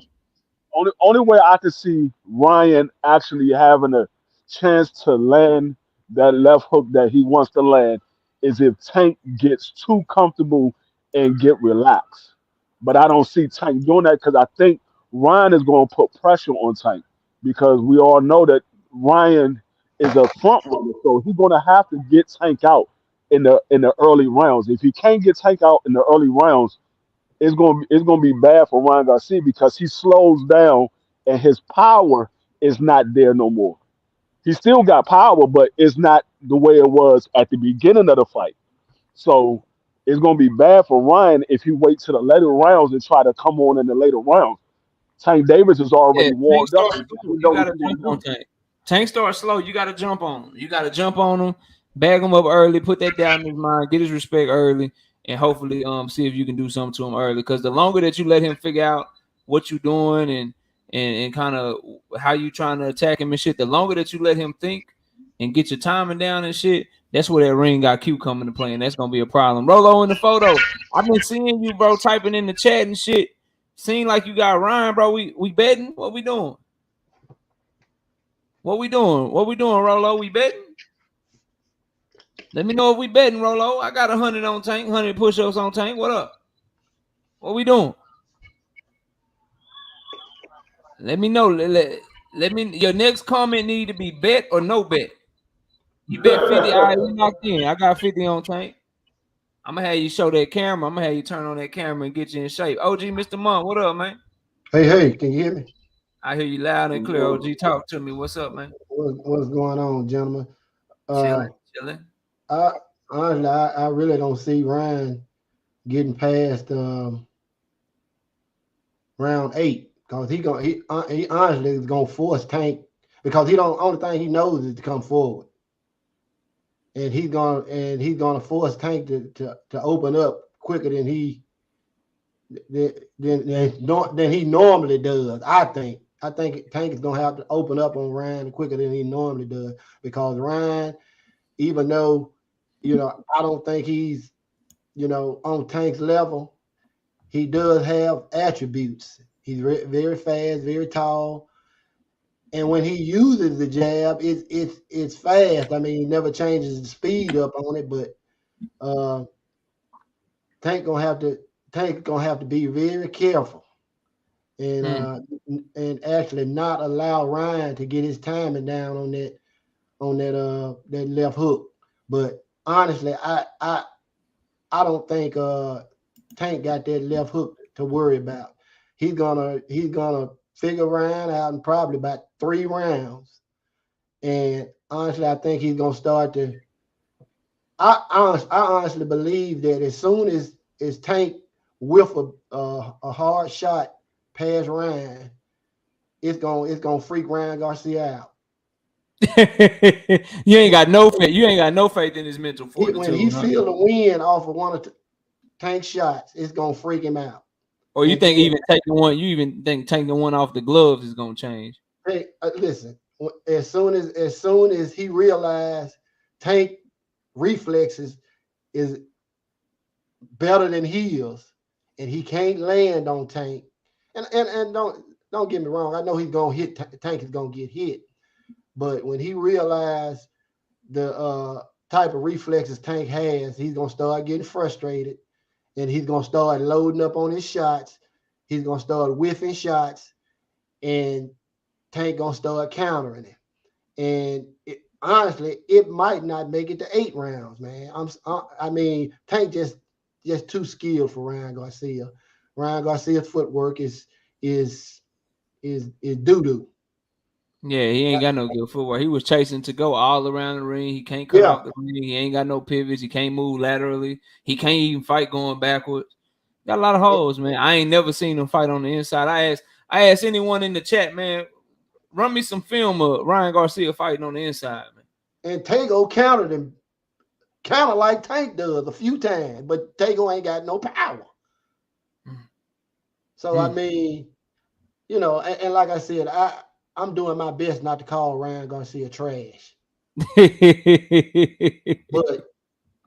I just But you've been telling me this since the fight got made, though. This ain't nothing new. I done heard it. Maybe they ain't heard it, but I done heard you. Right, I've seen it in the chat and stuff. You ain't get you like right. Tank But destroyed I it. do realize, because I think it's a bad matchup, but I do realize this is a freaking huge fight, man. It's huge. Yeah. It's good for the sport of boxing. Even though it's not a good matchup, the amount of money this fight is going to generate it's good for the sport of boxing. It's just that simple. Yeah. And I'm listening to, and I know it's fight week talking shit. I'm listening to Joe Goosen saying that Ryan has stuff that no fighter like he's never seen before. And I'm listening to these dudes. I'm like, bro, like Ryan Garcia got pretty good power and pretty good hand speed and shit, but they acting like he generational with the shit. Like I seen dudes with good timing and good power, but also got the feet and the defense to go with it, bro. He don't even have the shit. He got like one or two things that he did really good that you know that's good, but he ain't got nothing. I don't just see special. Like I see an incomplete fighter. I don't see nobody that's no complete fighter. Shout out Melvin Caceres with the $5 in the super chat. Says, I think Ryan will come out fast and try to get that temple shot. Tank got to be on his A game. I agree. I agree with Tank got to be on his A game because Ryan got power. But like, here's the thing, Melvin. You know what I mean? Like, Tank got a high IQ, right? And I don't think you can just like you can't attack Tank with one thing and you're gonna win that fight or be successful at it. Like if you a one-sided fighter, I just want to see what happened when Ryan can't jab. I want to see what happened when Tank do close the distance and they on the inside because I ain't never seen Ryan Garcia fight on the inside. Matter of fact, the one time I seen him trying to fight on the inside, I'm watching Rolly Romero ragdoll his ass, bro. That's what I'm about to ask. I want to ask you, Knockout. Who you think had a harder shot, Rolly or Ryan Garcia? Who you think punch harder? I think Rolly might be stronger and punch harder, but Ryan Garcia got more timing and more speed, so he can generate more power. He hit you with shit you don't see. Now I asked that because Rolly hit Tank with a good shot, and Tank walked through it. He hit Tank with a good shot. Tank durable, bro. Like, and that's the absolute worst thing, right? Like, so Tank Davis got the type of power that it don't matter how good your chin is. Ryan Garcia showed that against Fonseca too, but the worst thing that can happen for Ryan Garcia is if he hit Tank with a real good shot and Tank feel his power and don't respect it. If that shit happens, it's over with, bro. Knockout, would you say this is the biggest puncher that Tank's been in the ring with, just overall? Yeah. I think I think Rolly might be stronger and might punch harder, but Ryan is more skilled and he delivers his punches better, so he can hit you with shit that you don't see. So while Rolly might, if they both hit a punching bag or they both hit a punch machine or some shit like that, then yeah, Rolly shit will probably register higher. He probably hit harder than Ryan, but when you start adding in the skills and the speed and the time and the reflexes and shit, I give the edge to Ryan because Ryan is better than Rolly. It's the same reason why, like. So I've had this conversation a few times about power between Deontay Wilder and Tank Davis. I think Deontay Wilder's right hand might be the hardest punch in boxing, but I think Tank Davis has better power than Deontay Wilder. Although Wilder may have more, he may hit harder than Deontay with that right. I mean, than Tank with that right hand, but Tank has it in both hands. He's more skilled than Wilder. He can counterpunch better. So the way that he can get his power to you is much more effective and much better than the way that Wilder can get his power to you. I think that same logic applies to Rolly Romero and Ryan Garcia. Rolly looks physically stronger. I mean, I seen them both in the ring together, and Ryan Garcia looked like a little boy compared to him in terms of the strength and the power and shit. But Ryan Garcia has timing that he don't have, and he got abilities that Rolly don't have. So I would rather, if I'm a trainer, I'd rather have what Ryan has than what Rolly has. To me, it's almost like Wilder's power is just there, but Tank actually generates that power somehow.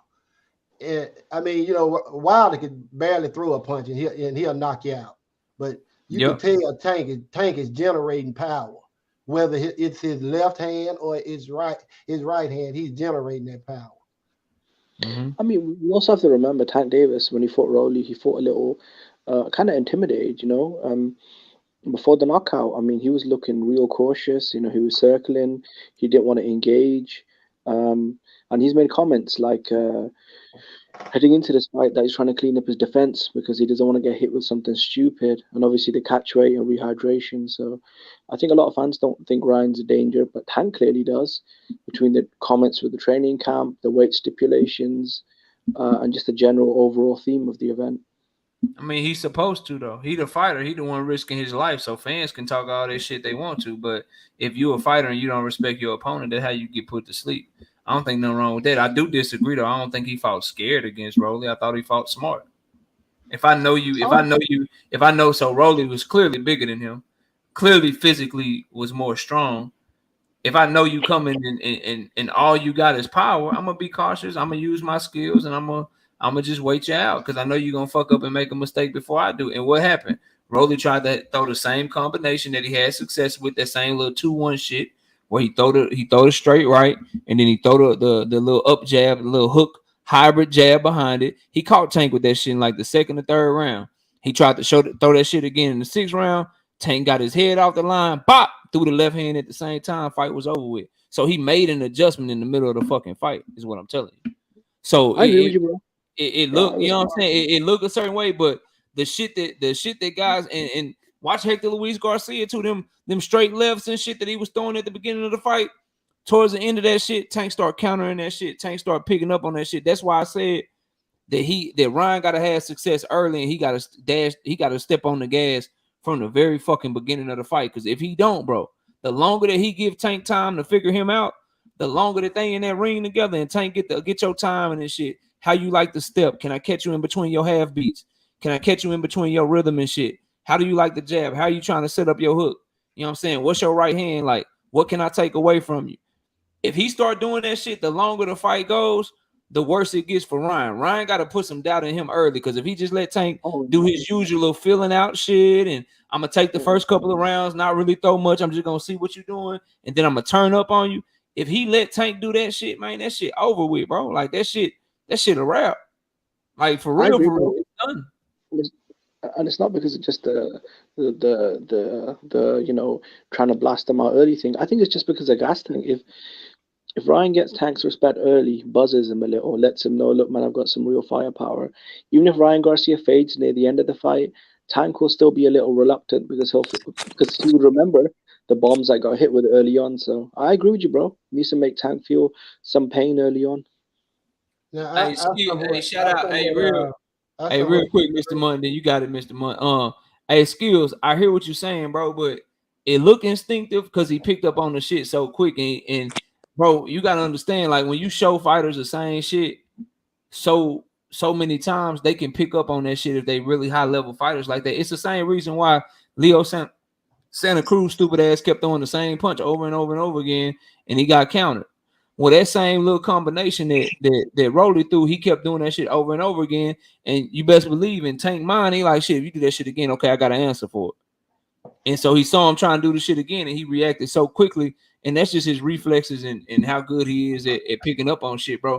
There's a reason why, like, knockout artists, it's cool when you coming up in 6-round fights and shit, 4-round fights, you getting knockouts because them dudes don't believe it. You know what I'm saying? They don't have the same talent as you. Tank has only had one 12-round fight where he didn't get the stoppage. When you stop in 12-round fighters, bro, it's something different about you. And the only fight he didn't get a 12-round a stoppage in a 12-round fight was against Isak Pitbull Cruz where he hurt his hand midway through the fight. Every other 12-round fight that he has been in, he's figured the opponent out to the point to where he got them up out of there and they couldn't go 12 rounds with him, bro.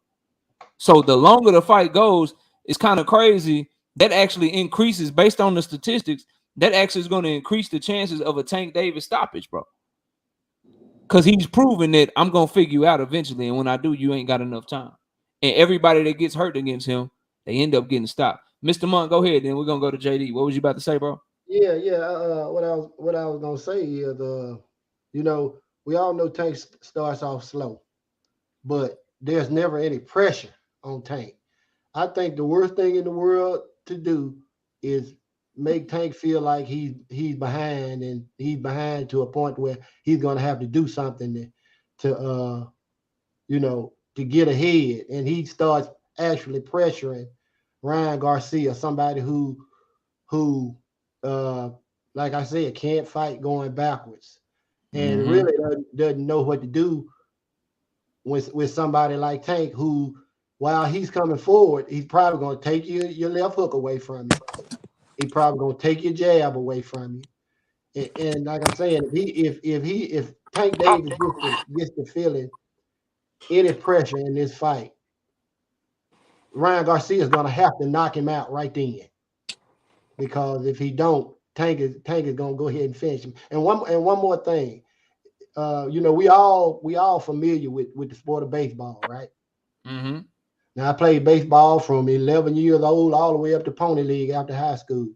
And one thing I learned was, it don't matter how fast you throw a ball, you can have the fastest fastball in the world. If you don't change up the speed of it, somebody's gonna hit it. It doesn't matter how fast you throw it. It could be 110 miles an hour. If there's no change up, if there's no curve ball, if there's no slider, if there's no knuckleball, somebody's gonna pick up on the timing. And that's a big issue with Ryan Garcia. He doesn't change the speed up on any of his punches. They're the same speed throughout the entire fight. He might slow down a little bit, but he attempts to throw those punches the same speed the entire fight. And Tank is going to feast off of that. We all know he is. He's going to feast off of that. Now, go ahead, Nick guy. I'm with you. I'm with you. T say, I don't see Tank coming forward against Ryan at all. Teach, I'll get you backstage and let you do some push-ups again, bro. I'm gonna tell you, Teach, it's gonna look like the Barrios fight, bro. And if Ryan ain't as tough as Barrios, it's gonna end sooner. It's gonna look just like the Barrios fight. He gonna counter him at first, see what he got, be defensively responsible. Then by the third or fourth round, he gonna start pressing him and pawing at that jab, taking his whole left side away from him, and making him see what he got with that right side. It's exactly what he gonna do, bro. He gonna fill him out, see what he trying to do, move around, use lateral movement, walk him around the ring, because we know Ryan can't cut the ring off.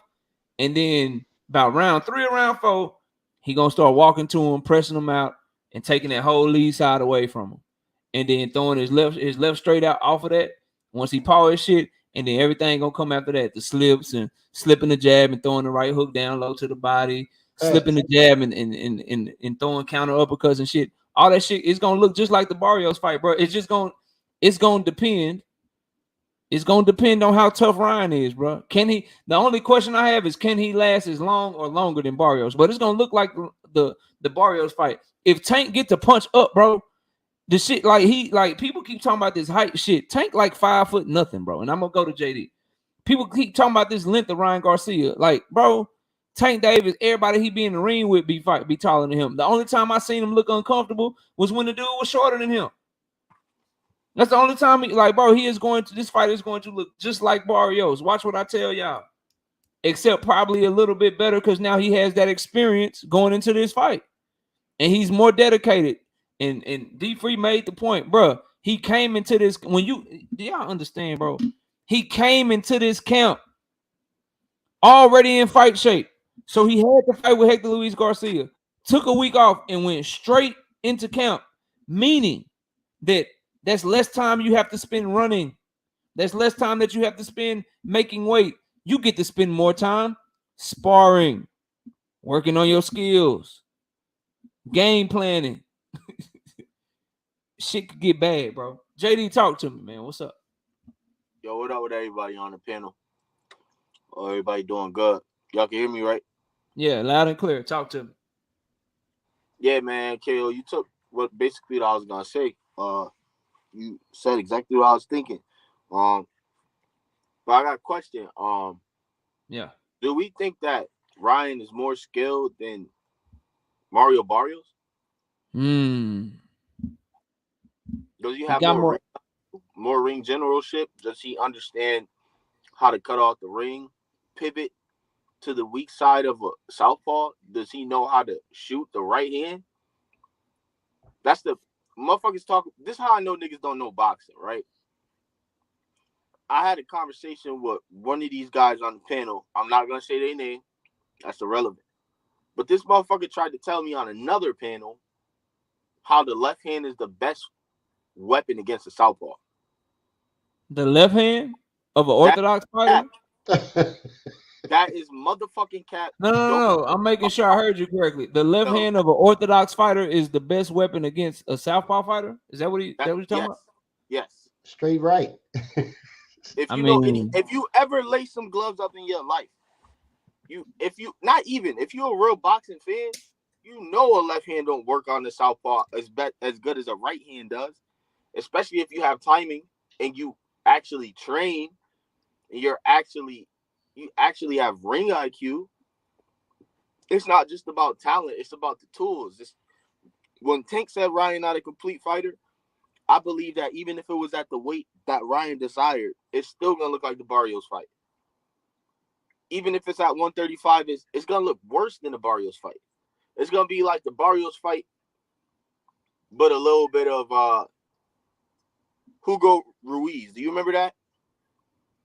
Yeah, I remember that shit. Yeah, I remember that shit. The dude that he caught him with a nasty right hook, and Hugo didn't even know he was knocked out yet. He waited a second, then he took a knee like, oh fuck this shit, and his nose was all fucked up. Yeah, I remember. Yep. So that's what it's gonna look like. It's gonna be a lot of pressure, way more experience in favor of Tank, and a lot more of know-how to troubleshoot the issue. Tank is a special fighter, regardless to whatever the fuck going on with his A side and the politics. Fuck the politics. When we talk about the fighters, Tank is legit special. Ryan is special, but he don't got no work ethic, and it's gonna show. Why? Why did you have a 4-minute workout, bro? And why are you posting videos on the internet on IG, and you look worse than you did in the media workout?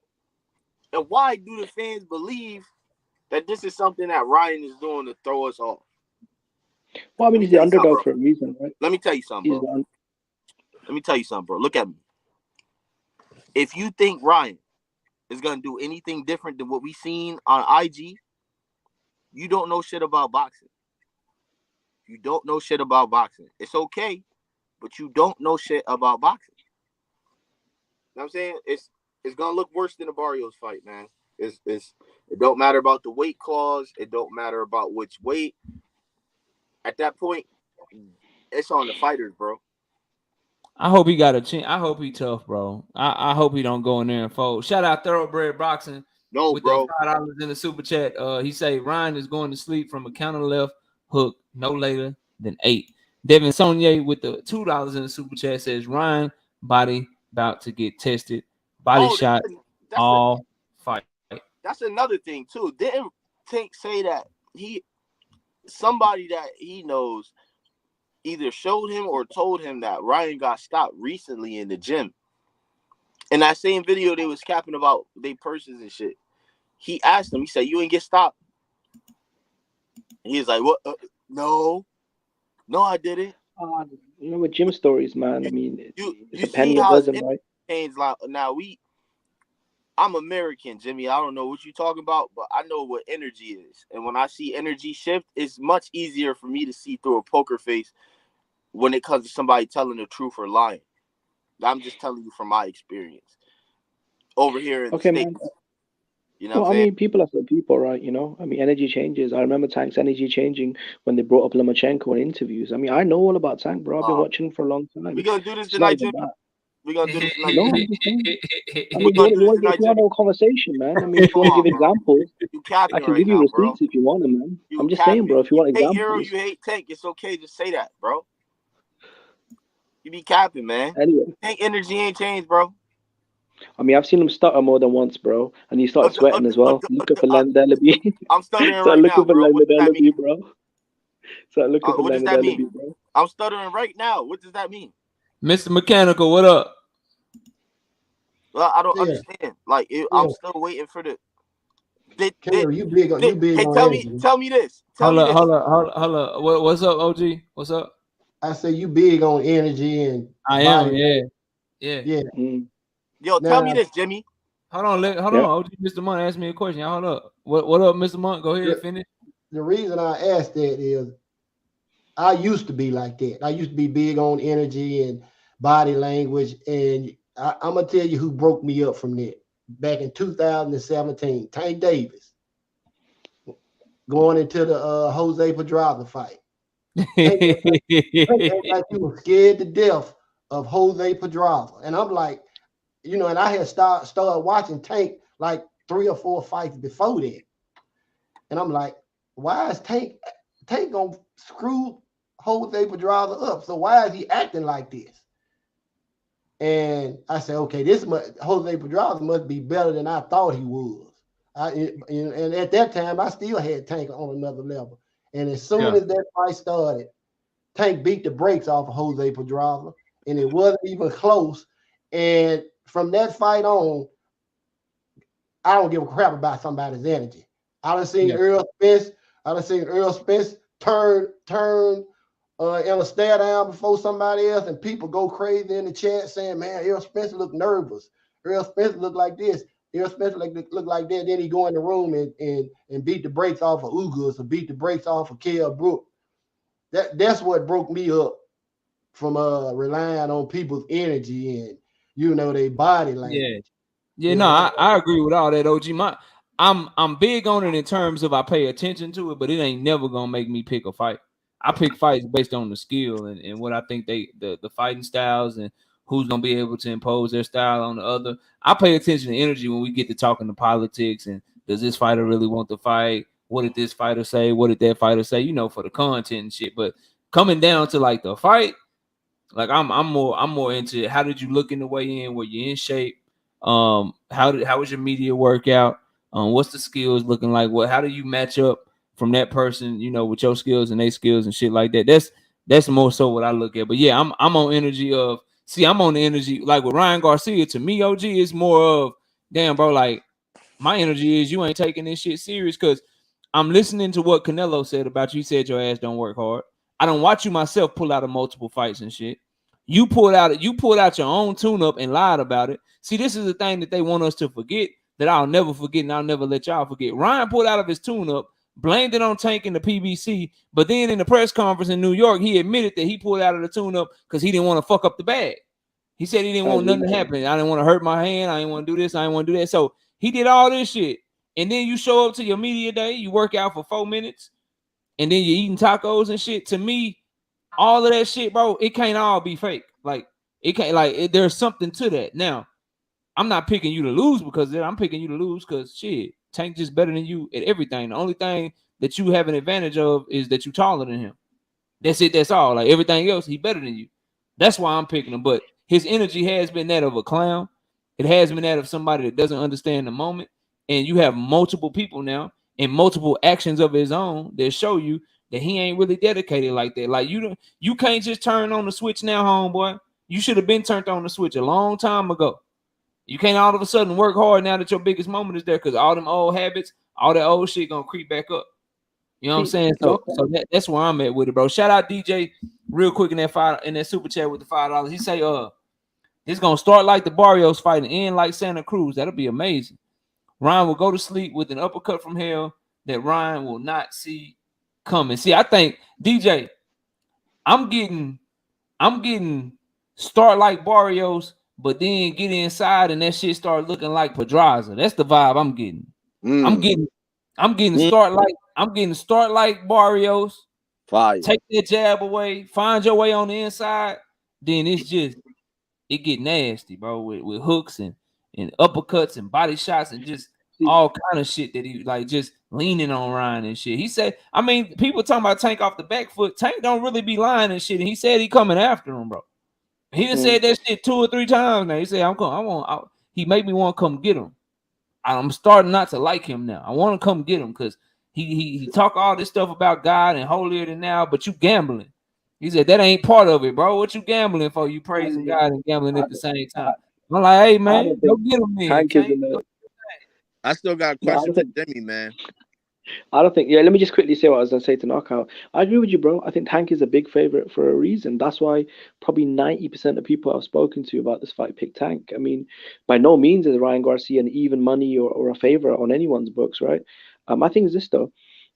Ryan Garcia does do clown shit, especially with Riga's progress on Twitter. I know Tank avoided Riga's progress when Rigas was there on PBC. That's why he was angry with Heyman. What? But my thing is this though, bro. What I'm almost done, bro. I get it, bro. I'm almost done. I'm almost done. Don't Bro. let him get you riled up, JD. Don't let him get you riled up. He's getting really heated, man. God, you a don't let him get you riled up with your bullshit, man. So like I'm saying, bro. Like I'm saying, but I give Ryan disrespect. Knockout, I give him disrespect, right? He played the B side, bro. You know, he didn't try and, you know, let's meet up, or okay, you want a catch weight, even though you fought guys at Barrios, cool, I'll do it. You want hydration clause, even though you fought guys at Rowley and Barrios without one, cool, we'll do it. I'll come to PBC. He told Oscar to shut up. And look, bro, I mean, he played the B side, bro. So shout out to him. God, like you said, bro, Tank is really experienced. Hold on, this ain't got nothing to do with you. Hold on, nah, bro. You still ain't told me what you meant. Straight cut. You still ain't told me what you meant by telling me to be careful. You gotta hit that link, bro. Oh shit! You gotta hit that link and tell me what you meant by that. I think don't be co-signing what I'm saying and shit all of a sudden, bro. You got quiet for a minute. Now you back. That's cool. Much respect. But like I need to know what that shit meant, man. You know what I'm saying? Hey, KO, I think I don't know what this shit is, man. Start calling mad niggas out, man. I don't know. Nah, bro, I'm always about the box and talk smoke, though. You know that. That's what we start the debate series. But you be conservative. You be letting motherfuckers rock. Then they get to like the second time. You like, all right, bro, you gonna stop that shit. You gonna jump on the panel. And niggas don't be, you know what I mean? If they get on the panel, we sounding like a troll, like Terrence Best Videos or Jimmy and shit. Nah, Terrence Best Videos, he just really believe that shit. But Jimmy, you told off on yourself though. You know that, right? Jimmy is a troll, and he don't even understand what I'm gonna let y'all get back to it. But Jimmy, you told off on yourself, bro. Yo, bro. And I got it on tape. I got it on tape now. I got it on tape now too. Just so you know, you can't go back. Hey, Jimmy messed up. Y'all, everybody because I know everybody know Jimmy know that Jimmy like Terrence Bud Crawford, but he said you got to give Ryan his respect. You got to give Ryan his respect. He, you know what I'm saying? He took the B side. He didn't ask to meet up. Yo, wow, bro. Jimmy, who did ask to meet up? Jimmy, who was that was asking to meet up? Jimmy. No, I'm talking about the catch weight. Let's meet in the middle, right? Nah, nigga, you missing the point, bro. No, missing the like no. Yo. No, but Jimmy, I got a question for you, man. You just saw the boy duck and you did it by accident, man. God. Oh, bro. Yo. Crawford is different. I'll tell you why. It's Crawford. You can't compare Crawford to Ryan Garcia, man, bro. we not talking about Crawford. No. Jimmy's right. We can't compare Terrence Bud Crawford to Ryan Garcia because Ryan Garcia got way more heart than him right now. Oh yeah, he signed the fight. He signed the fight, his dangerous fight, the toughest fight of his career. Bud Crawford. So you're right. We can't compare. Ryan Garcia got more heart than Bud Crawford until Bud Crawford signed to fight Earl Smith. I don't care what y'all tell me. Who has Bud Crawford ever fought as good as Tank Davis? Nobody. Tank Davis. Never. Never. So Ryan actually signed his fight. He actually got a fight week against somebody that we feel like gonna beat his ass. Ryan actually believes in himself. Somebody that we thought gonna beat his ass. Not never. So you're right. I'm not comparing them. I will never compare Ryan Garcia and Bud Crawford because Ryan Garcia got more heart than him right now until Bud signed the fight early. This is why. I'll go ahead. This is why you can never switch off with an Errol Yo, Spence bro. fan. Because this is Anyway, what they bro, do to you, stop bro. it, bro. This is like a test trial. Like you gonna keep doing this shit with KO, and he gonna push you into a corner. You gonna fuck around, end up debating him and losing, bro. If I was you, I'd stop. I'm cool, yeah. I'd stop. What was your bro. question anyway? What was your question towards me? My question to you is, you say all this shit about Tank ducking Loma and shit. Tell me when Loma sent the contract.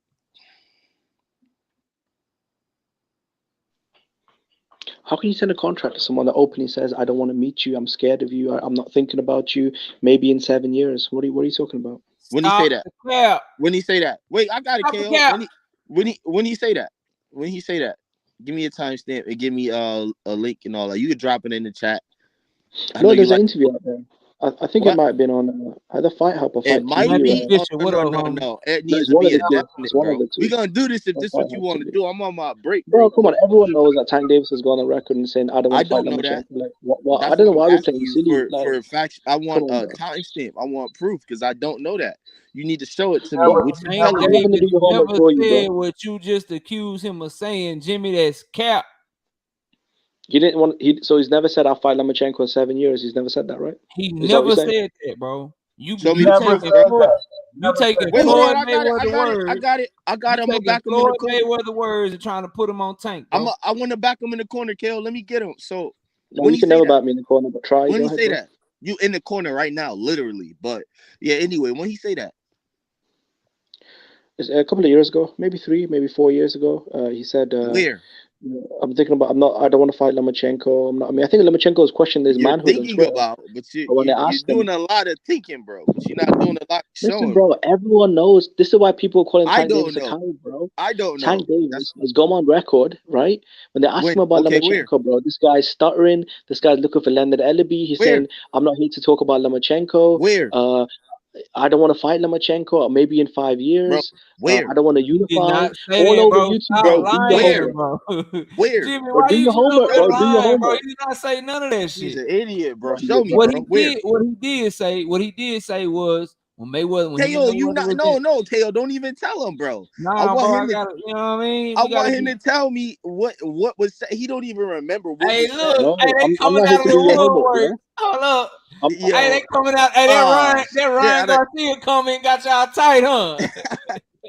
Hey, that Ryan Garcia comment got him tight. Jimmy was already up here, but Cass is up here. Terrence Best Videos done hit the link.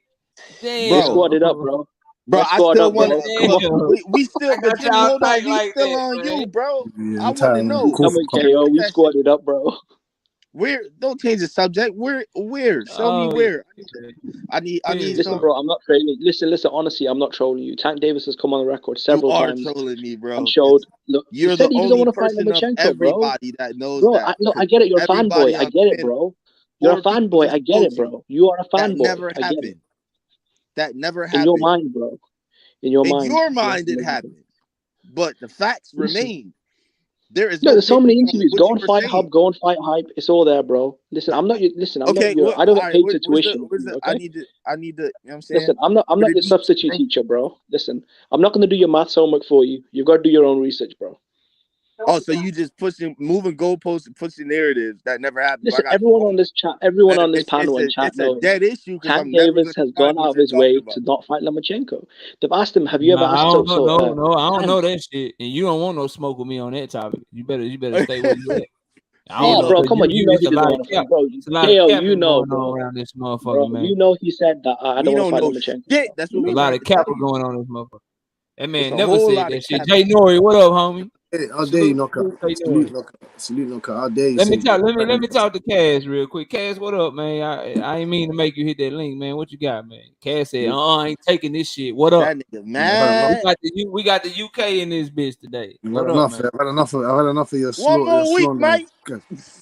Nah, G. Nah, I'm not from that side of the pond, G. Don't come with this y'all mate shit. I'm not from. Where you from, Brom? Nah, bro. I'm from the hood, boy. I'm not on this. Nah, man. I'm not from none of that. You get me? What do you do, mate? Okay. What do you want me to do? Talk like this? Hey, man. hey, what's your name?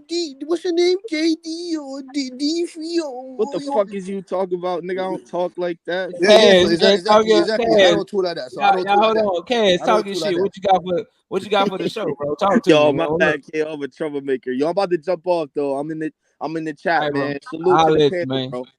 Don't worry, I got them. I got all of them at the same No, time. you It's ain't all got good. nothing. You ain't got nothing. You It's never all, I got got nothing. all y'all at the same Hey, time. knockout. What's How up, dare Cash? you? How Talk dare you to me, compare bro. Ryan Garcia talking about he's got more heart than Terrence Crawford? Where's Errol Spence, man? Where is he? He's hiding underneath the Dallas Cowboys Stadium. I'm gonna rip you. What are you talking about? Oh, he didn't sign no contract. He wanted to fight fucking last year. They wanted to fucking drag it out like Steven Espinoza said. They wanted to fucking drag it out to how long? What's Errol When did Spence doing? When So did what's he Steven doing? Hold up. When did Steven Espinoza say that? When did he say that? I'll play it for you right now. If you when did Yeah, he say please. it? Yes, please. I will allow it. Go ahead. No problem, man. You said Yeah, he did the pull that negotiation. up. Where he said that They wanted dragged to the call. negotiations out. He said they dragged the negotiations out. He said they need to lock the two of the fighters in the room or until the deal gets made. How dare you say, "Oh, Ryan Garcia's got more No. heart Okay, than so Terrence I want Crawford"? you to What the play. I fuck? want you to play me where he said that they the ones that jacked up the negotiations. Go ahead. Bro, I will wait for the tape. I will allow you to kill me, bro. Play that tape for me. Of course. But whilst I find that piece of evidence, I'm gonna rip you of making you think that Ryan Garcia has got more heart than Terrence Crawford. How can Oh, you I've say that? seen that though interview. Cass How is can right you though, say bro. that? I've seen it. When Espinoza said that maybe Yeah. he Just play said it for maybe. me. Just play it for me. That's all. Just play it for Play me. the tape. Oh, See, I'm the nice one, bro. I was a nice Crawford fan. Knockout. You should have just left that energy alone, bro. hey man, Let I me ain't worried finish. about it. I ain't lost a Crawford Spence debate, and I ain't finna start now, bro. Y'all know y'all can't fuck with me, man. Where is Errol Go Spence? ahead, What bro. is he gonna do? Where is he? What is he gonna do? Knockout. What is he going to do? They know he's gonna get knocked. Al Heyman knows the time. The jig is up. The walls are closing. He's about to get smoked. That's what's gonna Play the happen to him, and you tape. know it, knockout. Play the And you tape. know This it. Bud Crawford and Errol Spence shit is toxic, man. It's It is, porn. man. It It's is, porn. But man. Bud would, It's Bud would poison. never lose to a You drop talking kick. about he signed It's contract? The poison. guy came to the men's We face let him 5 do years it, ago. bro. And Hey, it becomes knockout, toxic. knockout, Yeah, knockout. I got a question. yeah. How come everybody come up here and say what somebody else said, but they can't never play the tape? I don't know, bro. I'm No, waiting no, no, on no, it. no, no, no. I don't know what you're talking about. I'm going for my receipts. I'm going to get my receipt right now. So No, but don't try and Espinoza do did that do the stuff to me. interview, bro. Don't try and No, relate I've that seen the crap to interview me. as well, bro. I've seen the interview. I hear a lot of people talking this Kappa up here like they were with some sorority, but I don't hear nobody playing no evidence. No, what I'm That's what I'm saying, bro. waiting on, so I can have something to respond to. But Al ain't No, giving me but nothing other knockout. than false See, claims. knockout, bro. How come you don't have the same energy for EJ that you got for Ryan? That he's a clown. He takes time off. You say that about EJ. He's drunk. He's in car crashes. He's walking around like a fat boy. He's not in the gym. How come What does you don't any put that on him? what Hey, does him knockout, your getting in boy a ain't car shit. You crash think your have to boy's in do with shape? anything you said, bro? Knockout, is your Don't boy in that shape? make it even hold up? Don't that make it even worse for your mans though? The fact that He's Earl got drunk. all that shit going on and he still wouldn't sign to fight him. Don't that make it worse? Well, I mean, bro, if the dude won't, let his knuckles go. Let's keep it 100. Why do y'all think the Keith Thurman fight ain't signed yet? Y'all know y'all can't do this shit with me. Why y'all think he ain't announced a fight with Keith Thurman? I have no idea, man. I mean, it could be Oh, anything. because he's trying to make your boy. Because he's trying to make your boy get in the ring with him. I mean, I've Yeah, been wishing on the he's sign trying to for make 5 years, your bro. boy So. get in the ring with him. Like it's one Oh dude yeah, that okay. blink. He's calling him, bro. Yeah, it's Is that it, bro? it's one dude that blink. Y'all know that, right? And if you're gonna use Steven Espinoza words, I would ask that you also play the words when he said that Bud Crawford did have fight dates pertaining to 2022 in December and in November. Play that too, but let me guess. Steven Espinoza was lying about that shit, but he was telling the truth about the shit that y'all talking about, right? Because y'all like to pick and choose and shit, right? That No, was I think there's a lot that of was y'all like. confusion. He There was is knockout. telling There's a the lot of truth. confusion. He was telling the truth when he said that they couldn't get the deal done and that they had to work shit out. Because I know what you're talking about. He said they had to work it out. They still had shit Yeah, that wasn't addressed and all that shit. Y'all listen to that. Y'all believe him with that shit. But you don't yeah. believe him when he said that Bud Crawford had contract with dates for 2022. Y'all don't believe that. He was lying about that, right? Y'all asked for So, this shit, but What's y'all getting some wrong? knockout. I don't think He so. was lying. He was lying about that shit, right? So when he say some shit Brother, that don't paint competition. Bud Crawford in the right light that y'all want to paint him in, when he say some shit like that, then he capping. But when he say some shit that you might be able to paint him a good light in, you just give me part of the story. Because what you also forgot to mention is that in those same quotes y'all talking about, he also said that, and if he's asking to approve expenses, Now I got a problem with that because we're not going to allow anyone to approve expenses because now we could be on hold and we could have to wait for you to approve something when we've never done that before. No one does that. So y'all approve. And the crazy thing is this, Jimmy. I've been on many panels with you. Yeah. I've been on panels with Terrence, and Terrence has told me.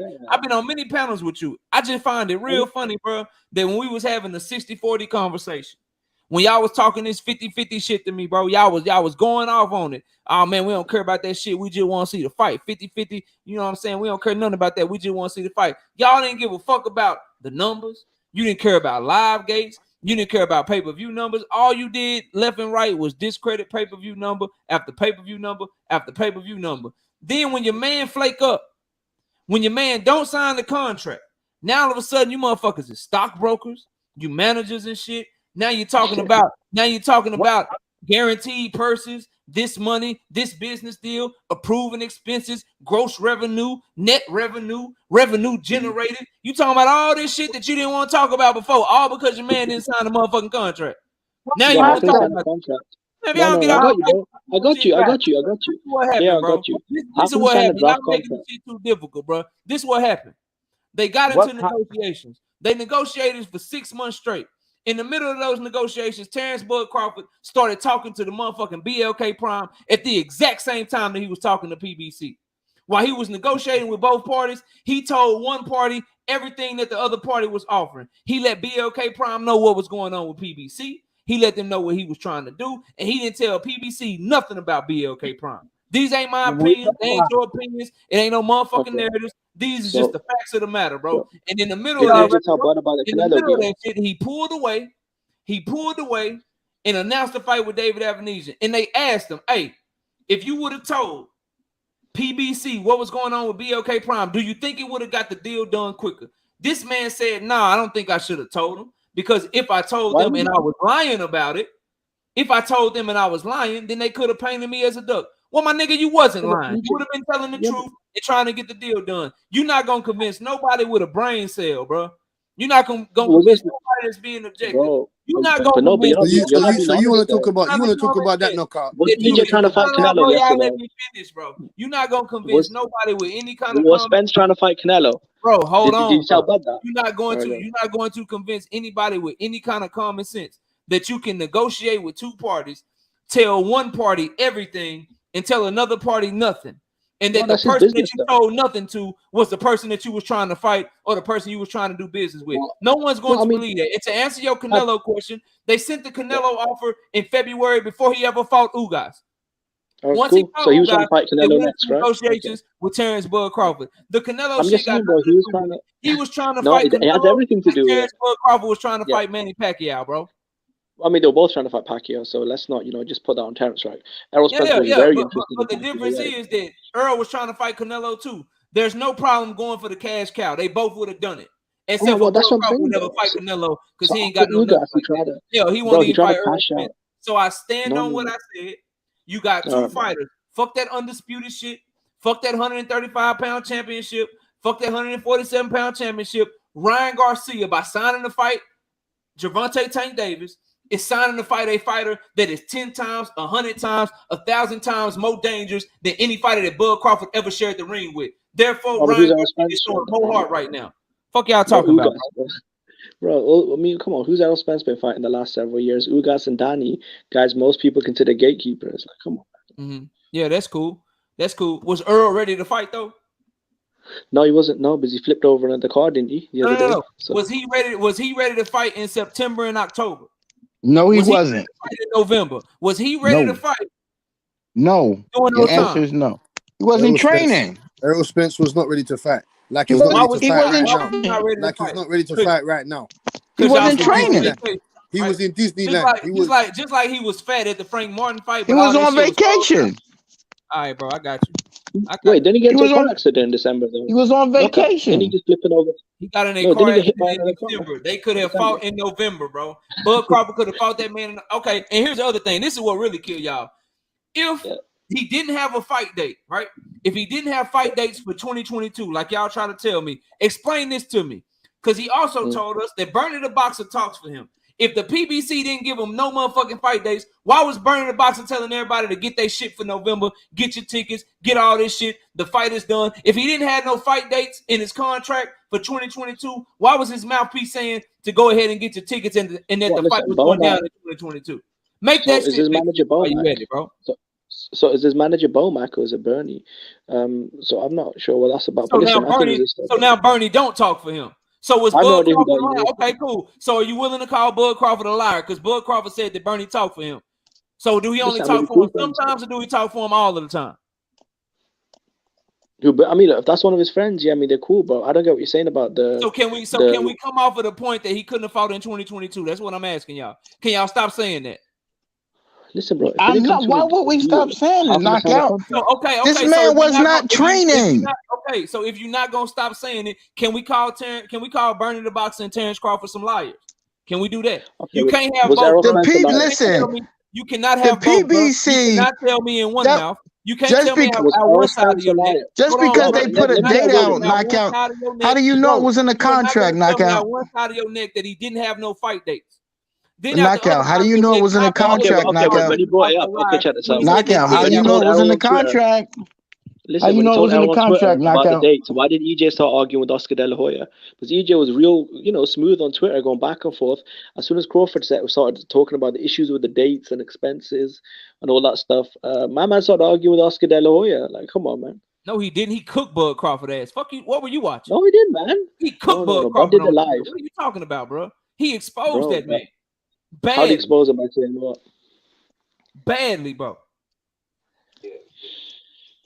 Listen, the fight couldn't have happened, right? Because at the end of the day, we're not gonna move. We're not gonna move the goalposts. We knocking it one brick at a time. We're not moving the goalposts.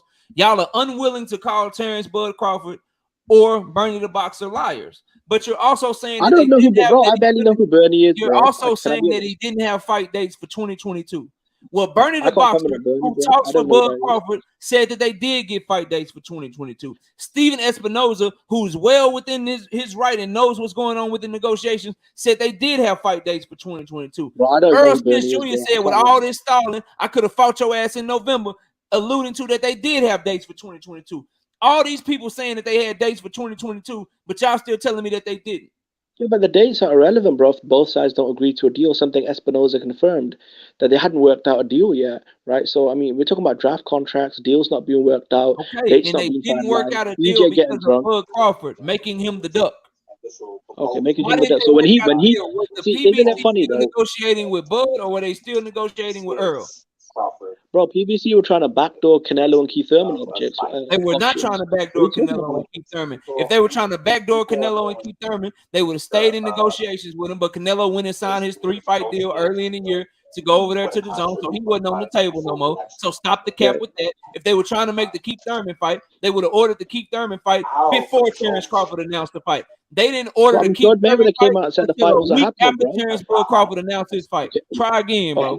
Why was Floyd Mayweather coming out saying the fight wasn't happening? This dude works with the PBC. He is privy to information by Al Heyman. I'm sure Al Heyman let him know that Bud Crawford was full of shit. This is long, this is long before the fight fell apart, bro. Bro, these are the same dudes that said get a belt and we'll fight. And when Brad Crawford got a belt, he started laughing, talking about Mr. Easy Route, and then was getting drunk, bro. And then was saying I'm never fighting Crawford. We're not going back to 4 or 5 years ago. You keep moving the goalpost. These fighters were actually in negotiations. What happened when he was at Top Rank, he was at PBC, all they did, Jimmy, was talk shit to each other, and nobody sent no contract. That's all they did was talk shit, and nobody sent no contract. Soon as the shit got real, contracts start getting passed around. Your man flaked, bro. Your man flaked out and didn't sign, bro. How can you sign the deal that isn't even finalized? Something Espinoza confirmed. Errol's drunk on Twitter, bro. You can't take his words. You can't take the word of a drunk on Twitter. Errol Spence how many years ago? Why did your man come out and say he agreed to it?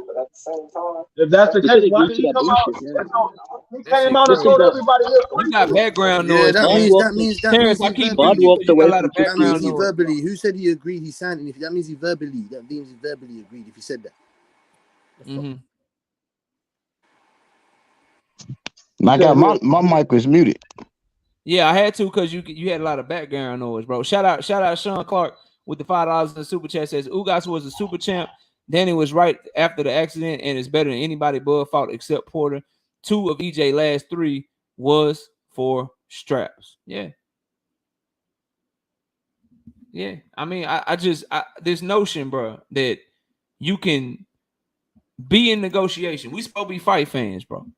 And you can be in negotiations. One fighter signs and is ready to go. The other fighter doesn't. And y'all won't call him a duck, bro. But then y'all also won't call him a liar. When I'm pointing out that 2 things can't be true. Like, he can't have fight dates and have no fight dates at the same time.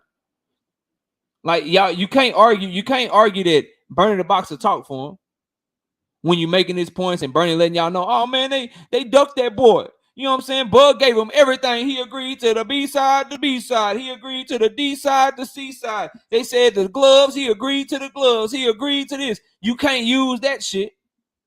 You want to use that shit in one breath, right?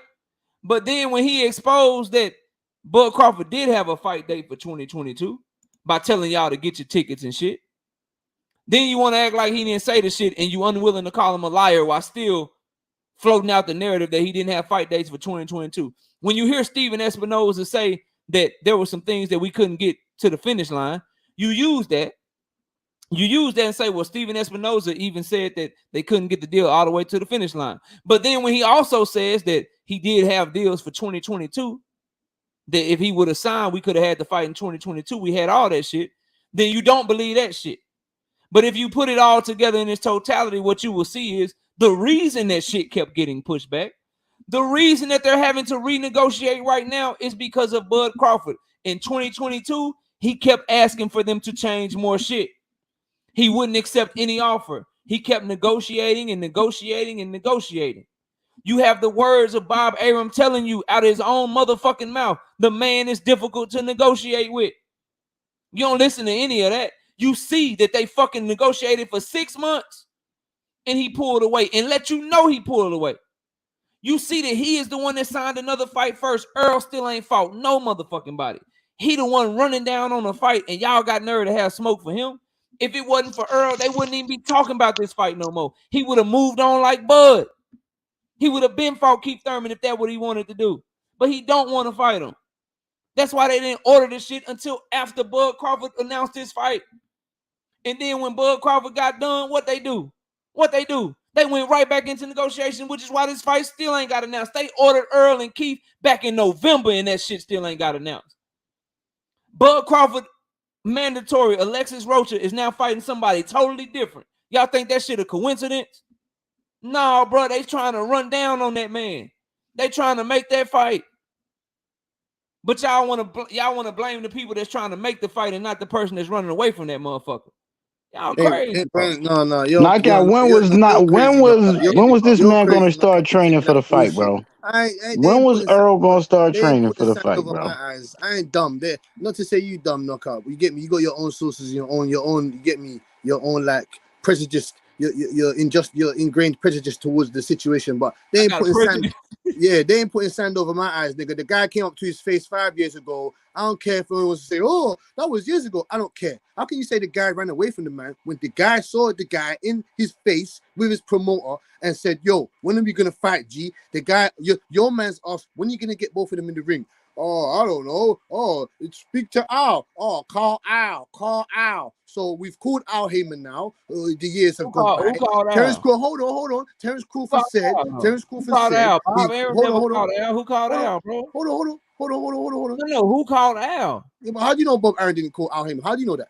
You said he did. So how you making that claim? Prove that shit to me, because he did not call that man, bro. I'm going by what Bob Arum said. He said he tried to make the fight. So what does try to make the fight mean? What does try to make the fight mean, knockout? What does that mean? Go ahead, bro. You got it. What does try to make the fight mean, knockout? What does that mean? Go ahead. I'm just asking. No, he tried to make the fight. Go ahead. Okay then. So as I was saying, what do you say when a guy comes up to you and says, "Here we go. I've got 25 million each a piece for us to fight." 25 million shit, yeah, bro. for us to fight. So why can't you say, yeah, all right, let's go? And why don't you get onto Errol Spence for not saying, "All right, then cool, G, let's sign the contract. Hey, Al, here's 20. I got 25 million. Terrence Crawford, my opponent, said he's got 25 mil guaranteed for both of us. Why don't we just take that, give the fans what we want, and get the fight going? 25 mil to me, that's great. Al Heyman said, "No, man, I'll put a lid. You put a cap on yourself. That's some bullshit. That's duck talk. That's duck talk, mate. That's duck talk. That's what it is. Duck talk. If you so can't what tell me is it when you say you got what is money that? for somebody and they want to make sure that you ain't got no criminal ties and they ask you where the money coming from? And you Criminal. don't what's that called? Okay, let's talk about criminal ties now. What's that called? Where the money coming from? If you can tell, if you can tell me where the money coming from, then I'll shut this shit down right now. Nah, I couldn't tell you. Knockout. I couldn't tell you. I'm not gonna lie to you. The man admitted that he didn't tell Earl where the money was coming from, and then furthermore, y'all still capping for this man. You the motherfucking B-side.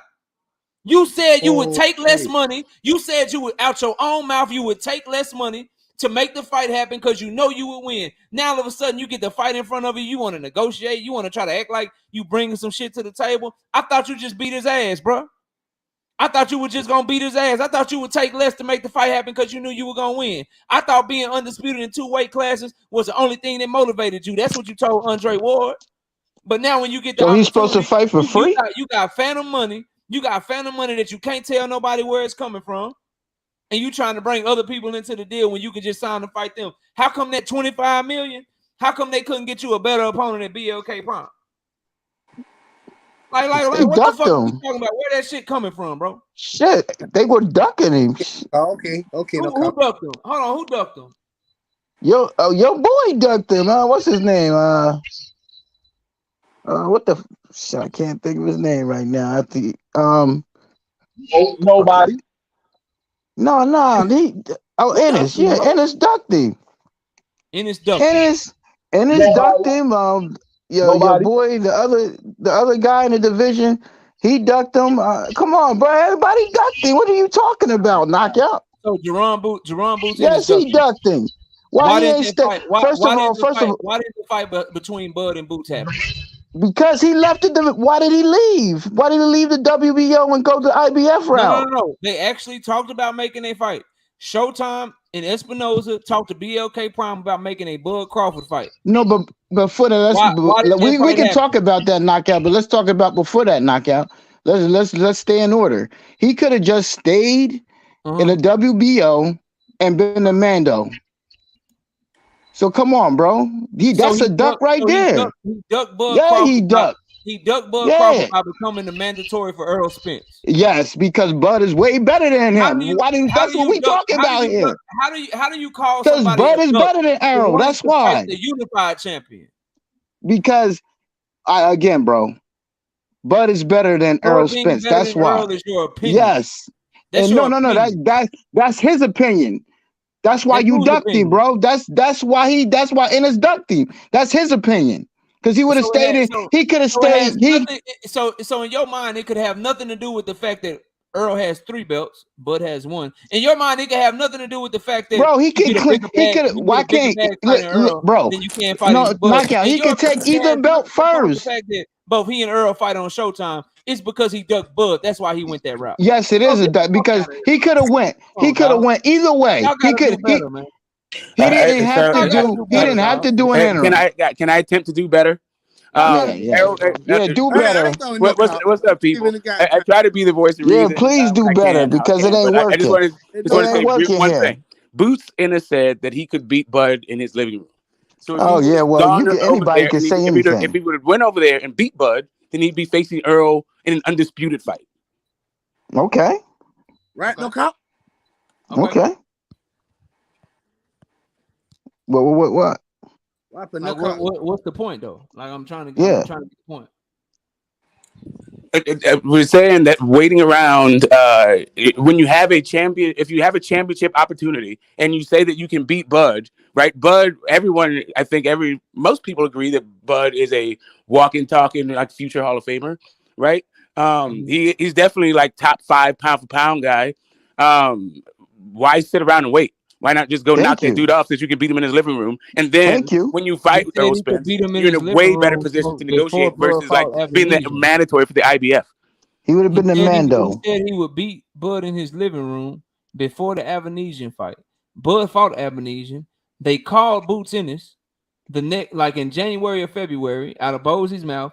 Bosey said, yeah, we want to make the fight. Call Showtime because that's who makes our fights.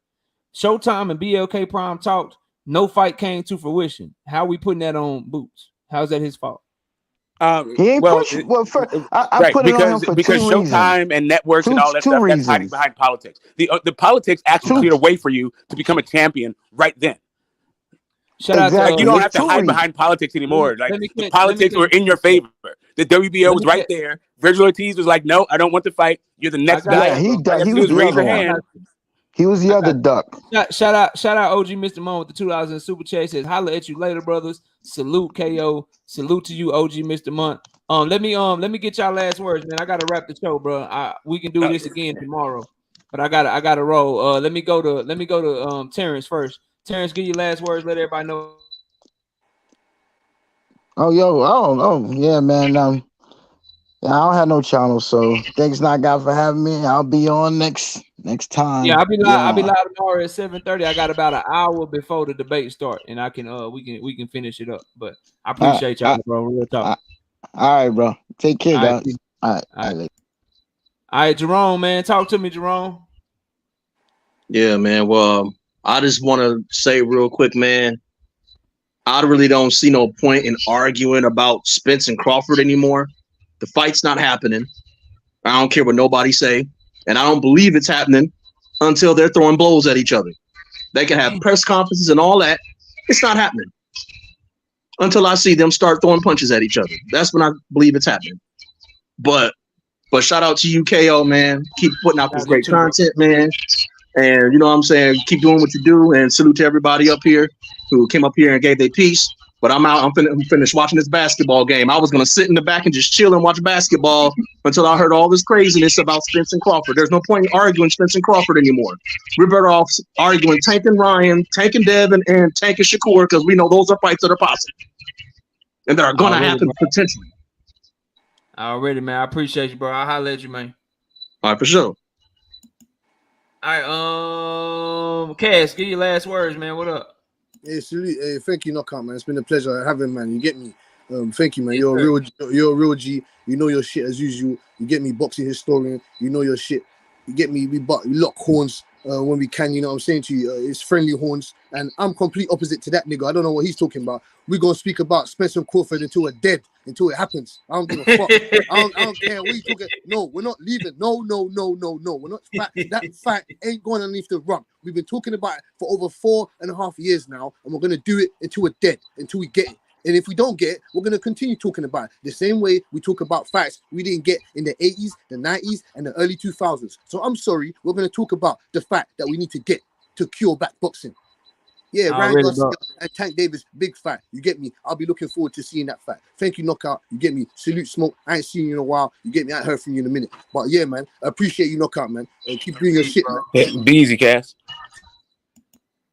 All right, DeBose, welcome to the panel, bro. I'm wrapping the show, but I seen you in the back. You can go ahead and get something off, man. Go ahead and give your first and last words, bro. Go ahead.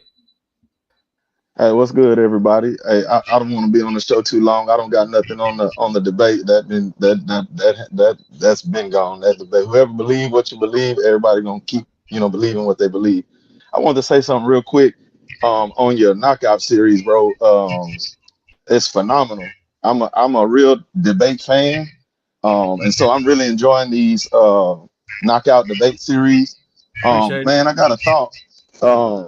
And obviously you can take it with a grain of salt, but you got the 3 rounds. It's kind of set up like a boxing fight. As far as how it's introduced, the energy of it and all that, but it's a traditional debate style. And one thing I thought about, man, when some of these guys are debating and it's up 2-0, obviously at the end of the debate, you know who's gonna win no matter what. Have you ever thought about on that last round making the judges or giving the judges the possibility of like a knockout round? So if a person is down 2 rounds and somebody do a phenomenal job, the judge can say that's a knockout and overturn the 2 rounds that they was down. Nah, I never thought of it, but I'll take it into consideration. That's a bet, man. But like I said, I enjoy everything, man. Salute to the panel, salute to the chat. Holler at your boys later. Appreciate your time. All right, man. Take it easy, bro. D Free, talk to me, man. Man, you already know. I appreciate you having me up here. I'm not talking about no Bud and Crawford, but Tank and Ryan, I got Tank in 8 with a vicious body shot. But I'll be back tomorrow, watch your debate, and I might hop up on the panel again. But I All right, bro. appreciate you, man. Appreciate you, man. I'm gonna holler at you. Smoke, talk to me, man. Give your last words, man. I wish I had more time, but I gotta run. So Yeah, man. I wish you had more time too. But yeah, I totally agree with you about that. Dave Morrell being like, I'm picking him to beat everybody at 168 too. he nasty, ain't he? He Yeah, nasty than the motherfucker, man. That boy can fight, man. yeah. He's my pick. But yeah, man. I'm sorry I came late, and I'm sorry you got to run. And I'll be around soon whenever you're around. Yes, sir. See you Yes, next sir, time. man. Shout out to you, man. We'll be live tomorrow. Smoke, I'll see you later, bro. Stay smooth out there in Cali, man. All right, man. Look, I appreciate everybody coming through. Shout out to my wife, Miss KO. Shout out to I got a cash out from Philly Zoe and my brother Zulu. Appreciate y'all, man. Coming through in that cash out, man, and showing love. Appreciate y'all for doing that. Shout out to everybody in the building, man. Miss KO, Basil, Rick, Big Ray, Brian King, B Falcone, Cass, Mark West, Sean Clark, AG64, Teach, Dre's Finest, ATX, I Be Who I Be, Dank Father, Don Jenkins, Gotcha Gamer, Mr. Mechanical, and everybody that came through, showed up and showed out. I appreciate each and every one of y'all. Enjoy the rest of y'all night. And with that, we out of here. Peace out, y'all.